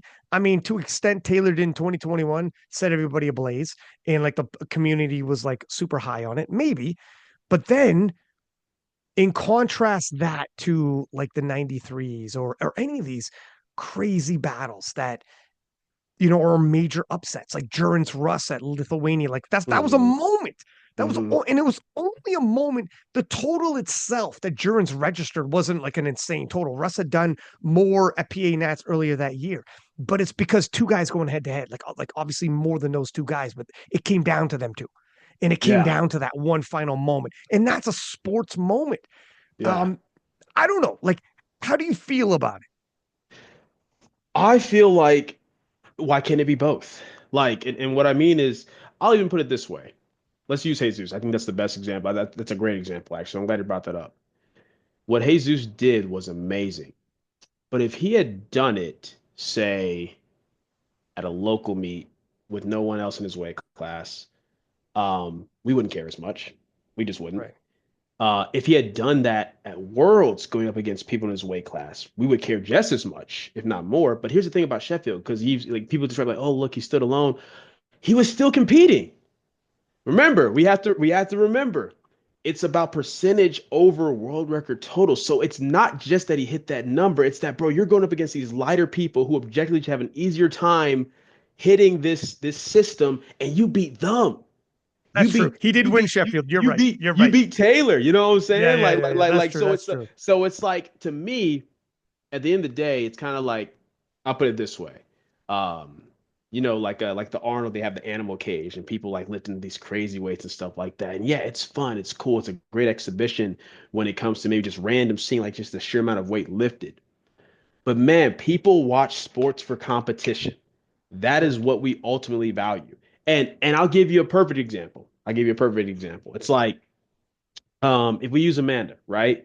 When she's coming in and hitting these big numbers, even if she was PRing her total at a better rate than what she has been, right? It's just not as fun to watch. It's like, hey, it's cool to watch you hit these numbers, but I can watch you hit these big numbers in training. Yeah, you did on the platform, but it's like no one's touching you. So it's like if you're an Amanda fan, if you're just watching Amanda put in work, which I do, then you're gonna still enjoy watching her do her thing. But if you're someone you come in randomly and you're listening to power and you're watching lift this much weight, well, these numbers are 400 and 500 pounds are the same thing to you. You know what I mean? mm, It's kind of arbitrary. But if you come in and you see that, even you're new to this, you see, oh man, is lifting this, and oh, this girl's right on her tails, you're suddenly interested because you may not know what 500 pounds feels like to 400, but you know that 500 pounds is very close to 495, and you know that they're right on their tail. Do you know what I mean? So I feel like yes, I definitely like when people can just kind of show out and do their thing, like watching Rondell at PA Nats, for example. But I don't think anyone's gonna tell me that if you have to choose between, okay, you're gonna watch Rondell go all out RP10 on the platform by himself, you get to choose, you get to pay to watch that, or you can pay to watch Rondell versus Bob. You're not gonna tell me that the Rondell versus Bob is not gonna have way more tickets. 100%. You're Oh not my going to tell God. me that. You're not going to tell Yeah, me that. yeah. And the thing is, it's because you value the competition, regardless of what they end up totaling. They can both total what less than what they ever have, but just the back and forth. And the fact is this: more often than not, competition is what pushes people to hit these big totals. Jesus wouldn't have had to hit such a huge total if he wasn't competing at Sheffield against these people where they're competing for percent of world record total. So Mm, I think the competition ultimately is what yields the bigger totals. Even if you want to say in training, guess what? Why are these people pushing so hard in training? Because they know they have to get on the platform and compete against this person. So if they total less on the platform than what they did in training, you only get to see those big numbers because they have a goal of beating someone. Don't get me wrong, there's some people who won't power at all and they just, hey, I just want to beat me. I just want to get a bigger training total. But it's just a different edge. It's a different level you're pushing to when you have a goal in front of you and that goal is somebody else. When it's you and you're just beating yourself, you can come in and be like, cool, I PR my total by 5 pounds. I beat myself. That's enough. Every year I'm doing that. But when it's like, dang, this dude's 30 keys ahead of me, I have to push to that different level to get to that. So I think it's mm, going to be the competition every time. I think competition yields success. Competition yields the biggest totals, yields the best performances. So that's why I say both because I don't think you can really have those crazy totals without some level of competition. Even for guys where let's say you're just there, it's just you. At some point you were chasing somebody, or there's something you're trying to beat. Someone put up some record, some total that you're trying to beat. I mean, at the end of the day, the only reason that we even care about these numbers is because it's beating something that's been done before. You know mm-hmm. what I mean? Like if Jesus hits those numbers once again, and somebody sees those numbers, it's like, okay, cool, that's a lot of weight. But when it's like, no, nobody in this weight class has ever done this. He beat all these people in this weight class who came before him. It matters more. Why? Because competition. So that's my thoughts. 100% agree. Yeah, you're entirely right. Like if you look at, for instance, in terms of lifters being pushed because of competition, you versus you, like, the internal, I'm just trying to beat myself or my previous best. I got you. Yeah, for sure you could get some motivation for that, but there's no way, for instance, as an example, Russ wasn't more motivated after Lithuania happened. Tell me he didn't go back to the US like, yeah, that can't happen. Like, Hmm. oh my, we gotta figure this out. Like, Hmm. there's no way you're not ultimately more motivated and he didn't ramp it up somehow. Or for instance, Petrie in the 93s, like you said, okay, he came this close to that dead. A new level, he never would have loaded that if he didn't have to. Only because of the situation called for it was like, hey man, this is getting a little crazy. It's more than we said your top end was going to be, but we're loading because we have to, because Hmm. competition has backed us into this situation. And that happens all the time. And Hmm. people load what they need to, and you get pushed beyond what you think you can, but with the right motivation, and you're like, oh my, it's all come down to this. And I 100% agree. Competition will bring the most out of you. And as a fan, people aren't hopping up out of their chairs doing all that if it was just a PR. It Exactly. me, it's because we're battling. You got Exactly. Keiko fans who hopped up like, oh my gosh, is he gonna take it from our guy? And then you got Petrie fans like, oh my gosh, can he take it? Like it's everything in between. It's Hmm. no man, the sports moments you need it. I don't want to Yeah. see I don't want to see LeBron. How many free throws can he get in a row uncontested? Let me see him in a game. Yeah. Now I care. you know? Yeah. Yeah, no, it Yeah. matters. It matters, and it's kind of like, and Grant, there's an extreme with it too. It's like, okay, if there's two people in the weight class, but you're like 100 keys over the other one, that's not very entertaining either. But for the same fact that, yeah, you're competing, but it's not competitive, right? So Yeah. that's the thing you have to look at in regards to that. And I mean, even people who are very self-motivated, like we can use Amanda again. I think Amanda's very self-motivated because you can tell in her training and in the way she pushes herself on the platform. She doesn't just go in and do what she can to win. She's always trying, whether she's hitting the goal or not, always trying to improve. But I promise you, Ryan, I promise you, if Agatha sticks to what she says and actually moves up, I promise you we're going to see Amanda go into a gear that we didn't even know was there because you She have better. no choice. You have She no better. choice. Like I said, in this sport, with the way things are with these newer lifters and coaches, and like I said, my mentality, like that I try to tell my lifters is you need to make the competition evolve or irrelevant. That's it. And that's what's going to happen. So I'm excited for it. Because like I said, I want me personally, even if Ogden and Amanda go head to head and Ogden ends up winning, I don't want it to be because Amanda's still stuck in the same total. I want to see that girl go for it because she's just fun to watch, man. She's a dog. Mm. She's fun to watch lift. I enjoy it. I've enjoyed watching her for years.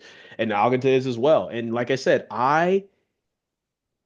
it just doesn't hit the same for me as a viewer when it's like, oh, okay, this person won because this person missed two or three lists they should have gotten, or oh, this person won because this person been stuck in the same total for a long time. No, I want to see you both be at the highest level you've ever been, and the other person is better on the day. That's what it was with Petrie and Keiko. Petrie PR'd his total, despite missing that last pull. He burned the 900s and PR'd his total. Keiko had to PR everything to be at that level. That is exciting. That makes it fun. It's everything we talked about. It's the story.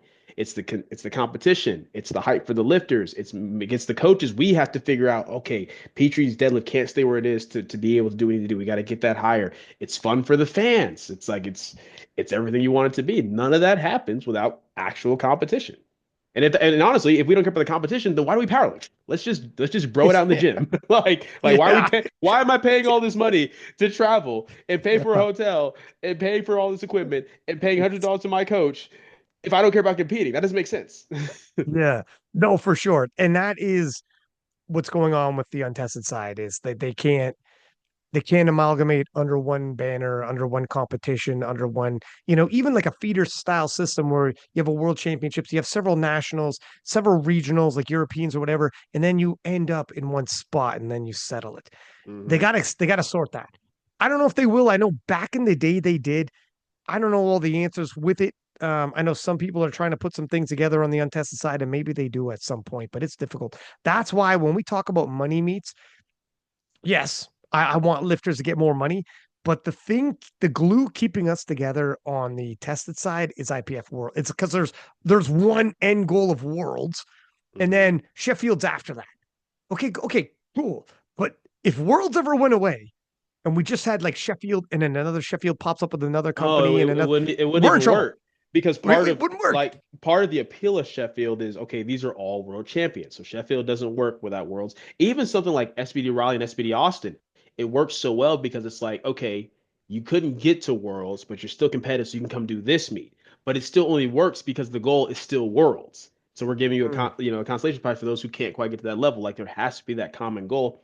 And what's funny is I just thought about this as you were saying it, even for someone like the guy you brought up where it's like, oh, I care more about like the exhibition or the folks beyond me as an individual. Well, guess what?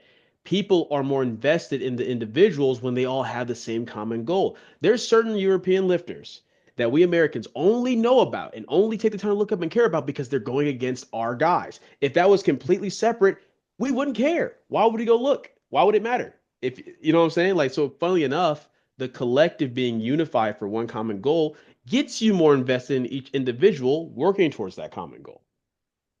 So, 100% agree. yeah. Um, Also, what are your thoughts on yesterday in this discussion with on Jordan's podcast? He was talking about how in the UK they actually have, and not just UK, France is the same thing, but they've like the national team all gets together at least once a Hmm. year, maybe twice a year, Hmm. train together, exchange information, yada yada. And Jones was asking why the Americans didn't do that. And Yeah. Joey B said, like, logistically, we're a bigger nation. And Jern's like, man, I'm not trying to hear that. It's not that crazy. You could find a day. And then, which is probably right. But, and then I was saying from my more media style mind is like the opportunity media wise in terms of the digital content you could create of having like Team America together. It's like freaking if you're a sports fan of like the Dream Team and those having all of the pictures, the photo ops, the videos of these guys doing like a crazy squat session to, Mm. you know, and because you're all going to be together eventually in a foreign nation, nine times out of, 99% of the time, unless it's in America that year, you're going together in a foreign nation. Sometimes it's like, even just talking to each other, where did you get your distilled water? Where did you like just getting a little closer? So when you show up, you're not quite, you're a little more like a team, but even if it's not team building, I promise you to expand the sport and get more people involved, having like Team USA together, training, smashing weights, and then release the federation itself, releasing that content on like the Instagram clips, YouTube, and the whole nine, releasing that content will help bring people to the federation and more start popping up. So I do think it is a little bit of an opportunity lost. Yeah. What do you think though? I've talked to not just jurors, I've talked to audit, like both at Sheffield and then in Lithuania. I've talked about this before, my thoughts on it. I love the idea. It's just one, I've realized something. A lot of Europeans really don't actually understand how big America is. Like you try to explain it to them, they don't. Like for example, I explained to Jurens at Sheffield just how big Texas is, and he was like mind blown. I'm like, that's just Texas by itself. I was like the amount of time it takes you to drive from one end of Texas to the next. So logistically, it's tough from that perspective because we're all in different areas. But also, even if you found like a common place like that everyone can meet and you book it far out in advance, once again, what's the incentive? Because it's kind of like, once again, not a lot of American powerlifters or powerlifters, it's not like powerlifting is their full-time gig. You know what I mean? It's like, okay, if I gotta take time off work, I gotta take time away from Mm, family, I gotta do all that to meet here. It's one thing like in the UK where it's like, oh, it's a quick 2 hour drive there and back. But for someone else, it's like, well, I'm gonna have to fly out or drive 12 plus hours, whatever, to get there. It's like, what's the incentive to do that? Like you said, it'd be really cool if it's like, hey, we're gonna do media, we're gonna do this and that. But then maybe that's something where it can be like, okay, well, maybe you guys can fly them out to do that, especially for like once a year. Maybe you can book yes. their hotel.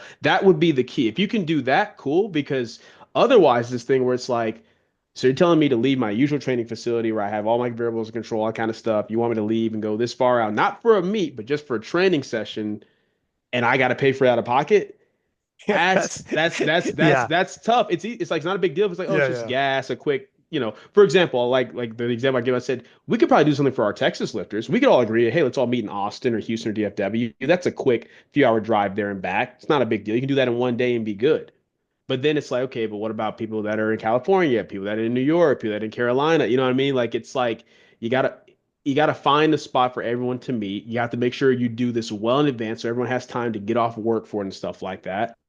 Which that's not the hard part, but the hard part is okay, what's the ultimate incentive to do this, right? So, like I said, I Mm. think if it's something where, hey, we are going to do media, we are going to use this to promote you guys, or hey, we'll pay for your travel costs or whatever, then I think it works. I think it's a great idea, period. It's just I don't see it realistically happening if you don't provide some type of incentive for everybody.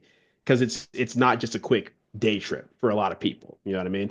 But yeah, it would be awesome. I think it'd be cool. And I mean it would be nice to see. I mean, that's part of why in Lithuania, and like, Petrie, myself, Ashton, Bob, like why we were out there in the crowd so often, even the days before they competed and after, because we wanted to support Team USA more because we were shocked. Because like I said, for Team Craftsmanship, that's our first time being there. And we were shocked that apparently the Americans were kind of known for like, yeah, they show up, they compete, and they kind of did. They don't come support each other. And I'm like, what? No, we want to be here for everybody and be with the crowd and meet people across the world who are all, have this in common. It was a really cool experience, and I want to see more of that for sure. But once again, it's just logistically a lot harder. Yeah, you know what? You raise a good point, especially if, you got family, kids, a job, and you're gonna be away from your family, kids, and your job, Hmm. and then so the Fed will have to comp flight, Absolutely. lodging. Otherwise, like, okay, like, we're asking for a lot. Yeah, Yeah. yeah, I got you. Yeah. That Yeah. that uh, that is for sure true. Yeah, yeah. It'd have to be worked out. You have to pick a day well in advance. Yeah. The federation raises funds and covers it, and then you really got to milk that situation. Because yeah, Yeah. even France is so much smaller. For France to do it is a lot easier. Exactly. Like I said, if they can make it happen, I would support it. I would tell all my clients that are supposed to, hey, go do it. This is awesome. But it's a lot easier to tell my client that, like, hey, look, man, it's covered, your hotel covered, your travel covered. You don't have to worry about whatever you miss for work. It's covered. But if I if I tell Ashton, it's like, hey man, you got to leave your wife, your newborn. You got to tell him as a military, if you have this time off to go down here for a weekend, and it's all out of your pocket, he's gonna like, Marcellus, get that out Yeah, of my man. face. Yeah, Like, you'd what be are you like, yeah, I don't talking think about? so. Yeah, it's not Yeah, going yeah. down. What do you raise a good point there about like Team USA, and actually Germans raised exactly that too, Mhm. about Americans not really necessarily, sticking around and hyping up other Americans showing support. Do you think this is an America thing? Do other nations like? What are your thoughts on it? Or is America? I used to think that Americans were very much patriotic and proud to be American. Is Mhm. that not true? Did it used to be true and it's no longer as true? Yeah, I think it's still true from the standpoint of like supporting American lifters. Like, like if you ask most American lifters, oh, who do you want to see when they they're gonna say Joe. You know what I mean? Like if they don't really follow, they're like, oh, I want the American to win. I think there's a couple things we do have to account for with it though. One, they do have those team bonding things once or twice a year. But the other thing is this. I think it's the biggest thing personally. I think it's a lot easier to have a team bond if it's the same team each year, which for a lot of Mm, these other countries, let's be honest, it usually is. Like it typically is. You know who's going to be the 83 representative, who's going to be the 93? It typically is. It's like they don't have to worry about when they're national. It's a cakewalk, right? For us, our team changes all the time. The team this year looks very different than last year, and that was very different than the year before. So it's kind of like I feel like it's kind of harder to have this team bond. It's one thing if like oh flex lifters support flex lifters, crowds for craft lifters, but when people are constantly switching in and out over and over, it's just not the same thing. Like the reason why you're able to have those cool like like GB squads and stuff like that, which I think is awesome, but it's like it's always the same people. So you almost get to look forward to, oh, I get to see such and such and hang out with such and such. That's not really the case for us because it's like it's such a dogfight just to get your world spot in the first place. And that's another thing I think about too. It's almost like imagine if they don't pay for like the team stuff. You have to fly out there on your own dime, blah blah blah, and then you don't even get the world spot because you oh, end sure. up because there's no guarantee. You don't know. You don't know. Yeah. So it's like those are the things you have to account for as well. but yeah, I don't know. I think some of it's also just personality type, if I'm being honest. Because like I said, it was our first time being at Worlds, and we were there for every session, showing love, showing support. Because for us, hey, this is cool. Like I remember, I'll never forget telling my clients, I was like, hey, you're right. You're going down there representing yourself. You're going down there representing Team Crab. Above all, you're representing America. Like you are the American representative for this weight class. That matters, right? Like so. Have pride in that. Support each other. Support your teammates, regardless of whatever personal stuff. Don't care. Support your teammates, right? So I do think part of it's just personality stuff. I think if a lifter's just kind of out there just to do their thing for themselves and keep it moving, I don't even know if that's like an American thing. That's just like that's how that individual is. You know what I mean? So I do think it's just something where, and if it's brought up more, I think that helps. If it's like, hey guys, you should be there and support your team. We're not going to make you like, if you compete the next day, we're not going to make you be out there on the prime time night before, but it'd be good if you show face, show love, stuff like that. But I think a lot of it might just be kind of personality driven. Like I've always, just the way I was raised, my dad was always very big on like, hey man, like you're born in America, like nothing's perfect, but you have a lot more rights here than you might elsewhere. Be proud of that, stand up for the pledge, all that type of stuff. So you don't even have to ask me. I'm just gonna be like that. You know what I mean? I think a lot of my clients are the same way. But yeah, I think that's the biggest part of it though. It's not always the same team. So Right. I remember when I would put in IPF sometimes as well, like if you put up like I am with posts, and then inside if it was like Penna or like Leah, the amount of French flags that appear underneath is insane. Like if it yeah, was Penna, you could scroll for days and see nothing but like French flags and like, like it was it's the wildest. And Penna actually took the post, shared it, and said, I want to see French flags in there. And then immediately there was like it was crazy, like hundreds and hundreds and hundreds. yeah, And it isn't necessarily always that in America, but yeah, I don't know. It's not necessarily always that with all nations either. It's just I don't yeah. know. I'm not sure. I'm not entirely sure. It's culturally different maybe, but I don't know. Yeah. Yeah, and that's what I was gonna say too. I think part of it is also like because I will say this. I think as a whole, like not just apparently as a whole, we're not as patriotic as we maybe used to be. Like it's almost like we've gotten so like America used to be like, hey, bunch of individuals, it's a melting pot, but all towards the common goal, the American dream, right? Well, now you've got Americans who claim to hate being American and stuff like that. So it's kind of like it's like, I think it makes it tough where it's like we're almost we're so individualized to where it's almost like a lack of unity to a degree, depending on what it is. So that could be it. I mean, and then part of it might be like, man, you know what? Like let's say it's somebody where just as an example, like, oh, I wanted so and so to win nationals and they lost, so now I hope they lose to the other guy, like that type of thing. That's part of it too, unfortunately. But I don't know. I feel like it's probably a complex issue that has like a lot of layers to it if we really were to sit in that. You could probably have a whole podcast just diving into the psychology of Oh, that. Like, why don't Americans support Americans the way they used to? But right. yeah, I think there's lots of things that go into it. But I mean, I hope it changes. I hope that it's more like last year, because that is one thing that Jordan said that like last year was the most he saw America seeming more like a unified team. So I hope that continues with each year. We'll see. Yeah, I think things do change like the seasons. Like for instance, they had the hockey tournament best of four nations, and like US, Canada, Sweden, and I think Finland were in it. And my man, I'm not a big hockey guy, despite the fact that I'm Canadian. You couldn't go anywhere without people. Like I was stressed when America beat Canada in the first game. Canada ended up winning the tournament. But every podcast I listen to that I don't listen to hockey podcasts, they were talking about like we beat Canada in their own game, and they were like, it was crazy. And to see in Canada people rallying, and I have group chats with my boys from like high school, like way back in the day. We have a group chat that we talk in, and they were like, "Holy shit, fellas! I almost feel sick to my stomach. The game's on tonight. I'm all nervous." And it was like a lot of these guys don't even care about hockey, but it just became like Yeah. we got it's kind of cool to see. Another time was when now this is dating me, but back when Donovan Bailey won the gold medal in the 1996 Olympics and Canada had the fastest man in the world. And I was a kid and I remember like to this, I'll never forget watching Donovan Bailey win the gold medal. And I remember like walking out into the streets and people were like just randomly in the streets, like celebrating because Donovan Bailey won the gold medal. It like literally unified us in such a crazy way. Um, So it is kind of special when moments like that happen, Yeah. when you could rally a nation together. It just, especially if it's not even team sports, like one guy. But Yeah. I don't know. They are special moments, but it ebbs and flows, and I think you're right. It could easily flow in the other direction and become more and more unified when you guys are out there. We'll see what happens. Um, Yeah. give us some updates on the Craftsmen. What's going on with Bob, Ash? Let's hear some of these up and where they're going next. Some of these Yeah. gentlemen, like Ash and whatnot. What's Yeah. cracking with them?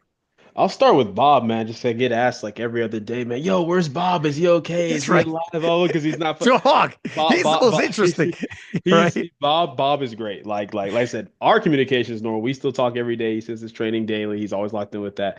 Bob is doing very, very well. He's just very much been in this mentality of like, man, my best training is when I'm not really recording for YouTube and talking to the camera between sets. When I just lock in, do my thing, and even just being able to post for Instagram, he'll hit some crazy huge lists, but his mind's like, nah, it's not good enough. So he's just gonna work and grind, and he's kind of been in like what I call volume jail right now, where like we're having him push way higher average intensity on his working sets, not just his top sets. He was pushing a lot on his accessories and really just building up that potential top end and still maintaining things.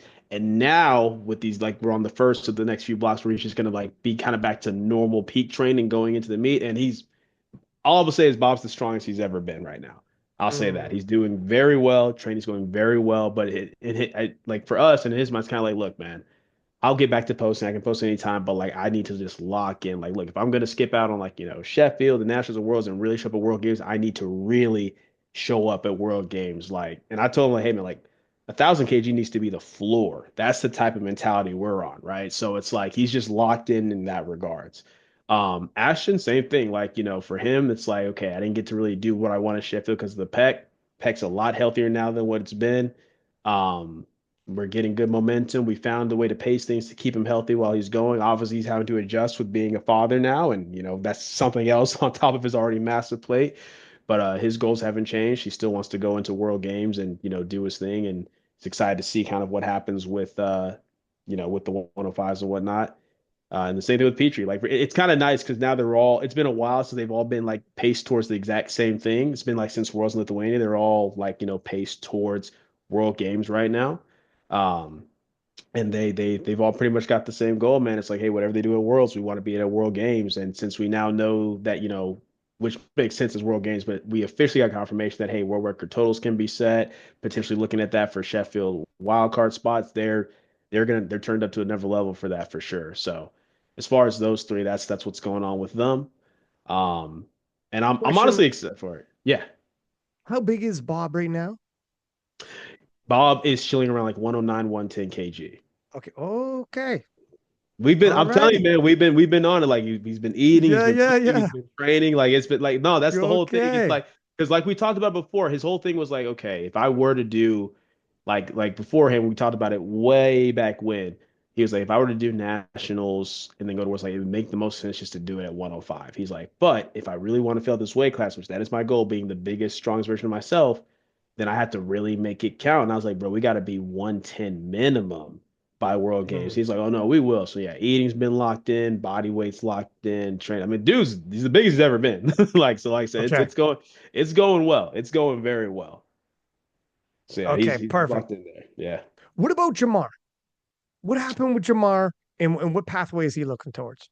Yeah, so we haven't decided on what exactly he wants to do yet with the meet. Long story short, with Jamar, just a lot of life circumstances and stuff he was dealing with.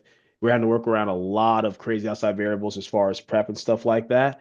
But we really got things grooving really well those last couple blocks going in, and he felt great. Like on squats, warms, we're moving super well, strength super high.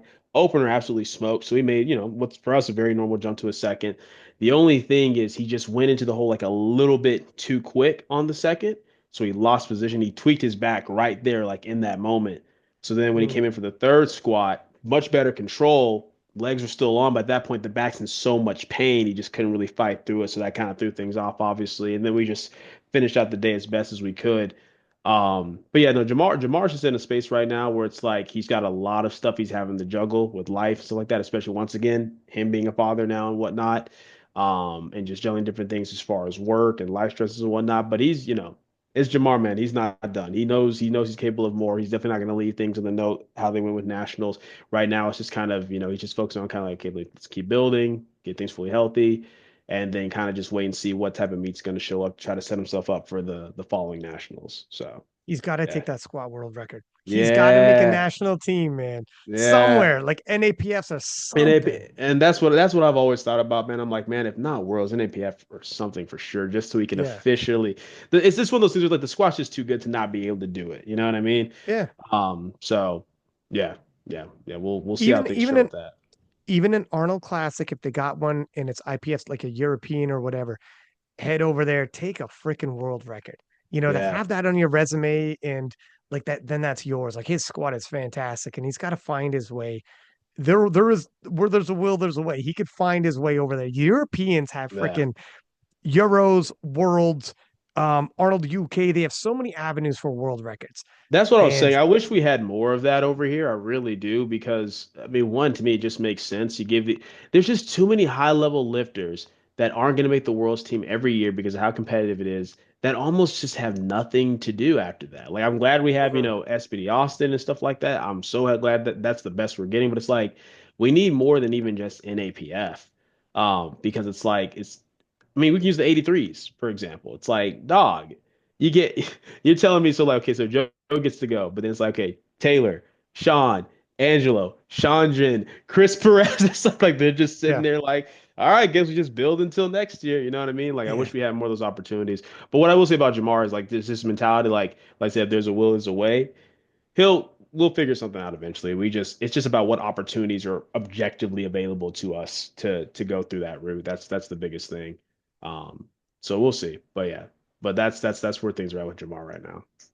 And Chris Perez, is he getting back on track? Yeah, we're good. We're good. We're good. We're like he's healthy, his back's good, everything's solid. Like I said, it Chris's past prep was interesting because, like I said, his back was hurt for such a good portion of it. And it's really like those last couple of blocks where he got to actually load some decent weight on his back.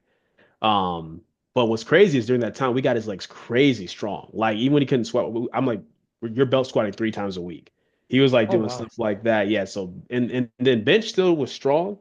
He matched his best, like he had a little bit left. He PR'd the deadlift. Like the legs were on. The big thing is so going to SPD Raleigh meet, we kind of fixed this where Chris sometimes, if you watch, you'll notice the way he braces, he'll kind of like breaks fast and go down immediately. He doesn't really brace and let it settle.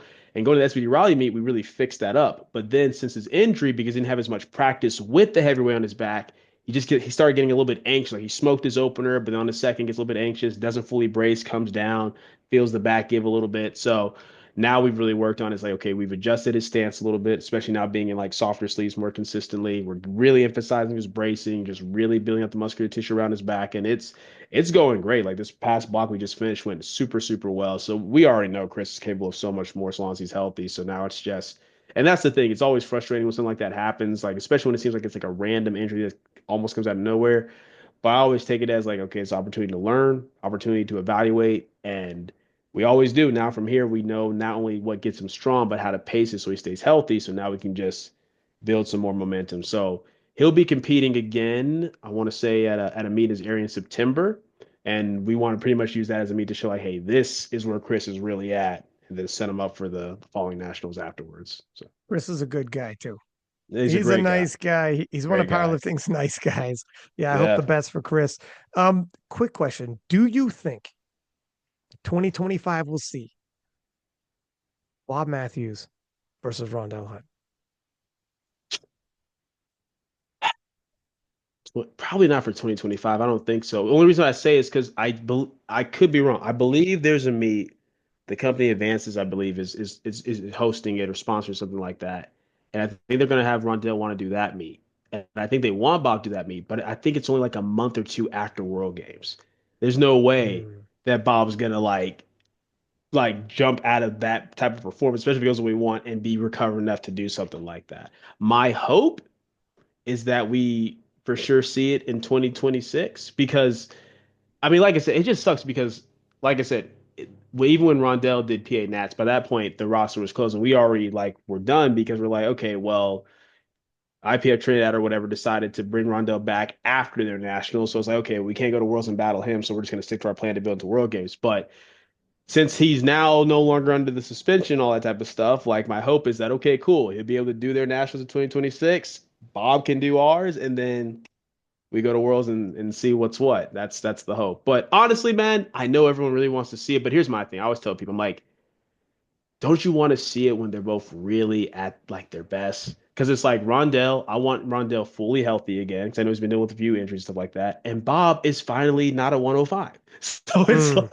it's like I think it's just gonna be even if Bob's not a full 120, but Bob 110 plus, firing on all cylinders, Rondell, fully healthy and then really going at it. That's gonna be way more enjoyable than just rushing into it to see it just to say we did. You know what I mean? So. My hope is that we get to see it in 2026. But as of right now, I don't think we're really going to see it in 2025 because it's like I said, the only meet I can see them doing is just it's just too close to World Games. So It is like one of the most, by the time it happens, it'll be one of the most highly anticipated moments. And it is true. While like you want it now, you always like want it right now. But if you delay that gratification and Bob is like 112, 113, oh my gosh. that's what I'm saying, man. Like imagine, like I said, let's say all goes well at World Games, right? And Bob finally like puts up 1,000 plus, right? In that class officially, right? That's gonna hype Rondell up even more because it's like because hey He's I got it. Yeah. because it's like hey I did it at the actual world level, right? Like it's done. I did it. Right, it's gonna hype him up even more, and then it just shows it'll no longer be a thing like, oh, it's a cool battle, but Rondell's probably like for sure got it. He's way stronger. It'll be a thing like, oh, well, let's see, like, can Rondell miss a lift? What's going on? Like, it makes it more exciting. It makes it more interesting. So we'll see how things go. And hey, and the thing is though, like I said, even though I don't think it's gonna happen to 2026, it is Bob. You never know. This is So we'll true. see. He could pop up anywhere. You could never, you'd never know what Bob's going to decide to do. I freaking keep my fingers crossed. I would have loved. I thought for a hot minute, I thought it was going to happen at Powerlifting American Nationals. I found out late, like apparently people were like, because I had Rondell on the podcast announce that he was Mhm. going, and we were talking like it's on, it's finally on. Oh my god, this is amazing! I And then know, I everyone's like, know, I know. "Do you guys not know?" I was like, "How do I you yeah, not know?" I remember listening to it. I was like, oh, Ryan. Yeah, Like, I oh, was like, poor dude. Like, poor dude. "Yeah, Yeah, this is because unfortunate." we had talked about it a couple, like, I had mentioned on some stories and so did Bob. And then, like, I think on, like, a YouTube video, you talked about it. And I think on his last Kilo podcast with you, you knew he wasn't doing Sheffield. And he brought up the fact he's like, yeah, and I might not do nationals. But since it was a might, you probably was kind of like out of sight, out of mind. But, like, yeah, man, like, I was listening to it. And then when y'all got to that point, I was like, oh no no no no no no. I was like, it's not gonna I happen. know. But yeah, I know. It even slipped by Rondell, who like obviously is paying attention. It slipped by that both was of us. yeah, that's what really shocked us. I was like, okay, I get why Ryan forgot. Man's doing like several podcasts. I was like, I was surprised Rondell was like not aware of this. And plus, like That was more they shocking. talked. Yeah, I was like, huh. But yeah, Because yeah, 100%. I got my eyes on a million different people, but Rondell, I'm surprised nobody had even ahead of time. Hey, did you hear or whatever? Just I'm yeah, sure they hear about each other all the time, every move each other are making. yeah. It is what it is. Like you said, it will eventually happen, and it'll eventually happen at the right time. How about this? Before 2025's out, how many 83s will have totaled 900 kilos? Man.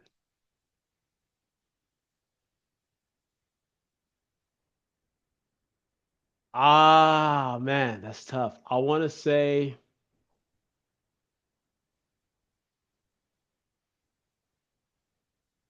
Joe's already done it, obviously, so that's one. I think at the highest end, if everything goes perfectly for the three I'm thinking of, and then Joe would be the fourth, four, four, more realistically, probably two. But that would be my spread, like 2 to 4. I think, I think because if I look at it, right? If I look at it, Joe's already done it. I believe Ade's capable of it, and I believe Taylor's capable of it. And then it just comes down to like, okay, does Sean or Delaney really put everything together the right way? And do they do it? Because Sean plans on doing the SBD Austin meet. So it's like I think I could see four if everything goes perfectly. More realistically, probably two. Joe already being one of them. I think we could see one more person do it though, for sure. How about this? Is at next US Nationals. I know friggin' we just wrapped up this one. But next US Nationals, it might be Rondell Bob there. Maybe. Maybe that's the first time. If Rondell comes back again, maybe we have Mhm. our showdown. Let's say Rondell does come back. What is the biggest, most hype showdown you think people will be eager to watch? Bob Rondell, Petrie Russ. What do you what do you think? My dude, You know what's can't funny? sleep before either I, one of them. I was immediately gonna say, "Oh, Bob and Rondell, dub," but the moment you said "or," I'm like, "Oh, please don't say it, bro. He's about to make this so much harder." Please don't That say. is that is tough, man. Because even though like that whole thing's been done, you just already know, especially with their person. Ah, that's tough, man. Oh, it's juicy. I It's feel juicy. like Oh, can you imagine a face-off idea with that one? and they all aren't afraid to talk. That's the thing. Oh no. No, sir. Oh man, that's Dude, hard. can That's you imagine? You know our idea of the seated face to face. Can you imagine one with Bob and Rondell? And their back and forth on YouTube was hilarious. Bob and Rondell both get styling on each other. Not crazy, but it's still funny the way they did yeah, it. Um, but they did it like respectfully, which I like. It was good. It was easy, right? yeah, But still, them face to face and Petrie Russ face to face like that, yeah. dog, it would be literally chills. It would literally, if that, like, this isn't going to happen for PE Nats.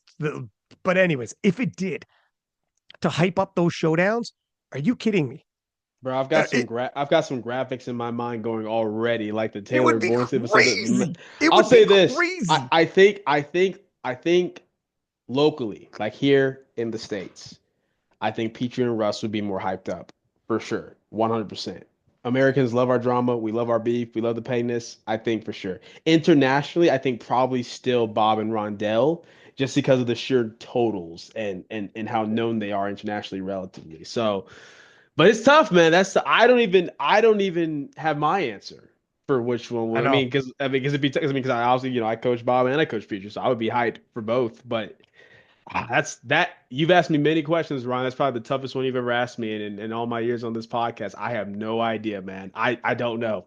I don't know. I No, don't know because that is crazy. Like, man, I don't know what people will be more hyped for, and I think they'll be hyped for different reasons too, depending on who you're talking to. So it's I don't know. God. That's Like interesting. it's such a good showdown too. Like that is going to be such a fantastic, phenomenal showdown with like Russ and Yeah. Petrie and I think Russ can blow up to I don't know how big he'll get, but he got to 90 pretty quick Hmm. for South Korea that one year. He got to 90 pretty flipping quick. I think he can do it pretty easy. I think the main thing is that he's probably still going to have to maintain his weight to a certain degree because he has to cut down one more time for World Games. But then Yeah. after that, I think it'll be easy for him to like to fill out. But man, I don't know. It's gonna be crazy. Here's what I hope. Here's what I think, right? Because I definitely think in terms of some of the battles, right? And I was talking, me and Steve Deneau talked about this. I think in terms of some of the battles, this past Nationals had some of the best battles we've ever seen, period. But after talking through, we both still agree that we both still think 2019 Nationals was still the best one because that's when everything was still united. It was some of the best production we'd seen up to that point and everything like that. And it was the crowd, the amount of people that were there, and obviously this PA Nats was still a bit smaller than that. But do you think in 2026 is when we're finally back to where like, okay, PA Nationals is like it's boom, it's it. That is the one. Because we both think that that it's possible. If 2020 to 2027, I think if we get even more people going to the PA side and you get the production quality, like because the media is already crazy, but like if you can do it, get just the perfect venue and all of that, I think that could be the one that because for me right now, 2019 is still like just my favorite one. But I think that could be it. That I think 2026 could do it, especially if you do have Bob Rondell, Petrie Russ, etc. But it also depends on where they have it, how many people show up, like the audience, the crowd, all that. What do you think? Greg. Well, first off, if they get Rondell there and the long awaited Bob Rondell is there, my God. And then Russ Petrie, let alone you know, Kaiko, Gavin, like whatever. Forget about it. And then like yeah, like matchup wise, we're getting into territory where it's like can't miss. Like you gotta and to Yeah. watch it live, it needs to be these showdowns. Like I gotta watch this live. Like Yeah. I gotta be there. I gotta see it. That's what you need. I think 2019. So I wasn't there, but I'm told the live experience was It phenomenal. was And that, insane. It was yeah. insane, man. It was incredible, especially, especially because that year is like, with the 83s, of course you had Russ, you had Sean, but that was also the year that Johnny Candido came back and stuff like that for the 83s. And then, of course it was Austin, Pug, Taylor, Michael for Oh the 70. yeah, Yeah, yeah. yeah, it was incredible, man. Everything. And then it was like the venue, it was the first time where like the live stream was super crispy, you had these big screens, like everything was just it was so good, man. It was awesome. So I definitely think the potential is there for it in 2026, but we'll see. And you know what I think will probably help too is that actually this will help a lot because right now your Sheffield spot can still qualify you for Worlds. But starting next year, once the January Sheffield passes, you have to do nationals to go to Worlds and then get your Sheffield spot for the second Sheffield that'll Yes. happen. So Yes. that'll be that's what we'll do it Yes. because guess what? Even though he doesn't necessarily have comp, guess what? Austin has to come back and be on the Jesus platform and it Oliveris. has to come back and be on the platform. I think that's why it'll do it. Assuming if they still want to go to Worlds, like, all right, now you have to do nationals. So I And think when the you have like potential the is there. excellent point, when you have the strongest man that ever lived in Jesus, or the pound for pound king in Perk, like these are people that were those are big omissions that we missed. Yeah, yeah, They have to be here now. yeah, I think now we're cooking. yeah, 100 now, yes. I think next year could do it. As long as we get everybody back. Like, is that next year, sorry, that they have to? Or the year after? yeah. No, it's Oh, it's next year next year? because so Sheffield. There's going to be the January Sheffield Yeah, as yeah. usual in 2026, but then the second one at the new venue is in Right. November, and to qualify for that one, you have to do Worlds. To qualify for that Worlds, you have to do nationals. So yeah, I think yeah, so, man. I yeah, think so. Even people want to show up just to like take pictures and be there with some of these larger than life stars, yeah, and yeah, I think it will. And the stream and everything is good. The in-house experience is just having more and more crowd, which is getting like yep, bigger and bigger from the first year to the second year to third year. yep, Exponential growth. Like, I mean, the growth has been insane. If you were yeah. there first year, it's only 2 years later, and the growth is the Oh, battles even as compared to last year, man. Like, yeah, yeah, bigger and bigger and bigger, like so quickly.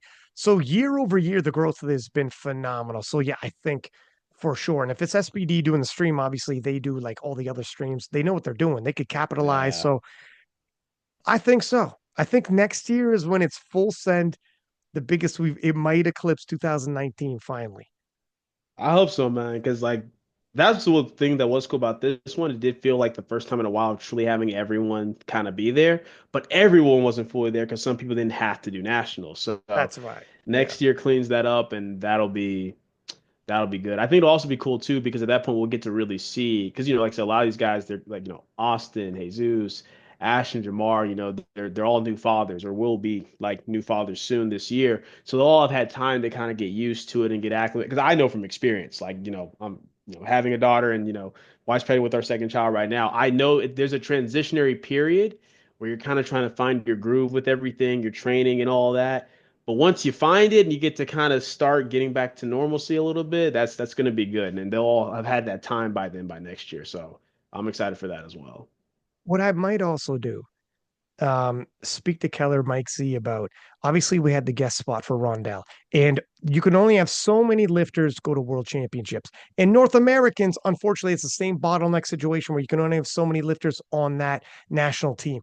I would like to see more guest lifters. Like, can you imagine? Mm, Can you imagine? Like for the 66s, you brought Penna over. And yeah, for an SBD is involved. So what if SBD is like that's worth it? Or on the women's side, you bring over whoever you want. You bring over a Krolagara or an Agata, or you bring over like you could be like, no, let's settle this here at PA Nats. You guys are guest lifters. Come on over. Yeah. Red Rover, we bring you over. Gustav is entering the Battle of the 93s as well, or whomever. Yeah. Just sprinkle in some key guest lifters. And because some of these people are I don't want to say never going to get the worlds, but it's incredibly difficult due to the amount of competition in America. And for Hmm. some of these guys are like, I want to go head to head with some of these other people at worlds that I see all the time. I feel like if I went head to head with them, I'd be right on the level or might even win. Bring some of these guest And lifters you get to over. see, Let's yeah. rumble. Yeah. Just like they did with Rondell. It'd be so good too, man, because the fact is, I know people get mad when you say this, but it's just true, man. Like sometimes you listen to these PA nationals, it's like, man, this is more competitive than what the world's is gonna be. And it sucks because if you could get some of those top guys from these other countries and have them go against everyone the whole spread, man. I mean, bro, the 83 was already, and this is just an example. Like they wouldn't have a reason to do this because they're already locked in for worlds, but the 83 was already so crazy. Imagine if Ade was there. Imagine if Jurens was there. Are you kidding me, man? Like the greatest 83 lineup in history. That's all I'm saying. Like, Just man. pick even if Keller's like, we'll do four. Pinpoint four on the imagine four on the men's, four on the women's. Let's Yeah. pick who we want to bring over. And you had a couple key battles. Now you Yeah. probably want to leave Shell alone for the 66ers. Just let him stay in Norway. And we'll just, don't certain people you bring, certain people don't get the invite. But certain people you're like, bring them over, man. A couple 105s and like, yeah, let's see these guys Yeah. rumble. You It guys are just pretty sucks. stacked at 105s, but Yeah, just because, man, like for example, we'll never get to see this, but if it like, can you imagine Petrie, Keiko, Gavin, Russ, Emil, Gustav, all at the same meet? Can you imagine that, man? Think about how crazy that would be. you can do it though. The Like, thing is, we'll put a pin in it. We'll have some conversations. Let's see what ugh, happens. But the Rondell situation, even though it didn't come out like we were hoping, it proves that you can you can't do try to it. make Yeah, certain showdown. You can make certain showdowns happen. If you're yeah, like, man, this isn't going to happen at Worlds. How do we make this happen? Well, we have precedents set, so we could start doing things like this. Like Jessica Espinal and Heather were going to lock horns and go at it. What if you brought over a Turbo Tiff? Because she wouldn't be able to battle them both at the same time. Well, maybe she can battle both at the same time, huh? Maybe we yeah, bring them over. Maybe you bring over. It's it's happened anyways. I don't know how many. What's the cap on how many you can bring over? But we know we've already tried to set up a battle specifically to happen to PA Nats for fun, and we done it one. It didn't quite work out. It's a bad example, I know, but the idea was there. It has yeah. happened and it works. Let's freaking, I wonder. And if we do that, as well as everyone who doesn't have a Sheffield now by due to Sheffield, all of them have to be there. Telling you, man. Yeah, it'd be interesting. It's just it's the timing of it too, because it's like let's say it's Gustav. It's like, well, I have worlds. Why would I interrupt my training to go to Right. your nationals? So stuff you got to work out the kinks. But if they do, man, that would be yeah, that'd be It depends clean. if it's someone like Penna whom competes every other week almost. Like No, he's you're down. right. Yeah, he's Yeah, down. He'll do it. you're He'll right. do it. There'll He'll do be it. people like a Turbo Tiff the same way. It depends on the person. Or Yeah. Agatha, who does like Agatha competed like 9 times last year. Like she'll, although again, be careful what you wish for when you're inviting Agatha over. But Yeah. Yeah. but yeah, we'll see. Oh frig. Yeah. Anyways, no, her and Amanda has to happen at Worlds. I was about to say, Yeah. would Yeah. imagine. Yeah. 100. 100%. That has to go down there. Yeah, for sure. For Yeah, sure. some of them. But anyways, listen, man. I appreciate you coming on the podcast. We always have some damn good conversations. Come up with some good ideas too. If I'm if I'm honest with it, I got it. It sparks my creativity when we have these conversations. I'm like, let me Yeah. float some ideas around and see what we could make happen. I'm glad. I'm assuming like you're going to be in Germany, Yeah, yeah. That's the plan right now, man. Unless something changes, yeah. and you'll be there like the whole time, or Yeah, right now my plan is to be there for the all the way through. I think last time I had to leave like before the exact last day or whatever. This time I'm trying to stay all the way through. So that's the plan, unless something changes. my man, I'll see you in Germany. Freaking, it's going to be a blast. We got some massive battles coming up. And it's nothing quite like being front and center in a freaking worlds. You know, from Lithuania, dude, it is the wildest lately atmosphere. It's Yeah, it's crazy that different. at one point in time, people are like, man, IPF Worlds is boring when It's you're there. boring, yeah. Yeah, That's dead. Didn't Russ call it like a chess match or something like that? Russ called Yeah. just Gavin said it. Like a lot of people said it. They're like, man, Yeah. it's not that hype.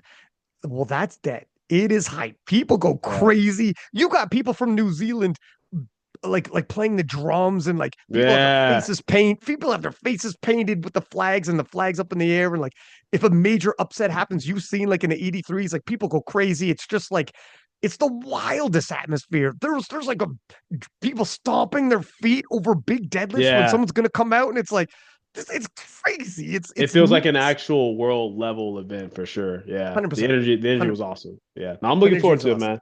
I'm looking forward to Yeah. it. We'll hang out, man. We'll hang out at World. So keep in touch in DMs. Good luck with your crew, and we'll talk soon, man. All right. Take care. And everybody listening, as per usual, please do subscribe, give us high ratings, and until next time, six pack Lapadat, six up, and we are out.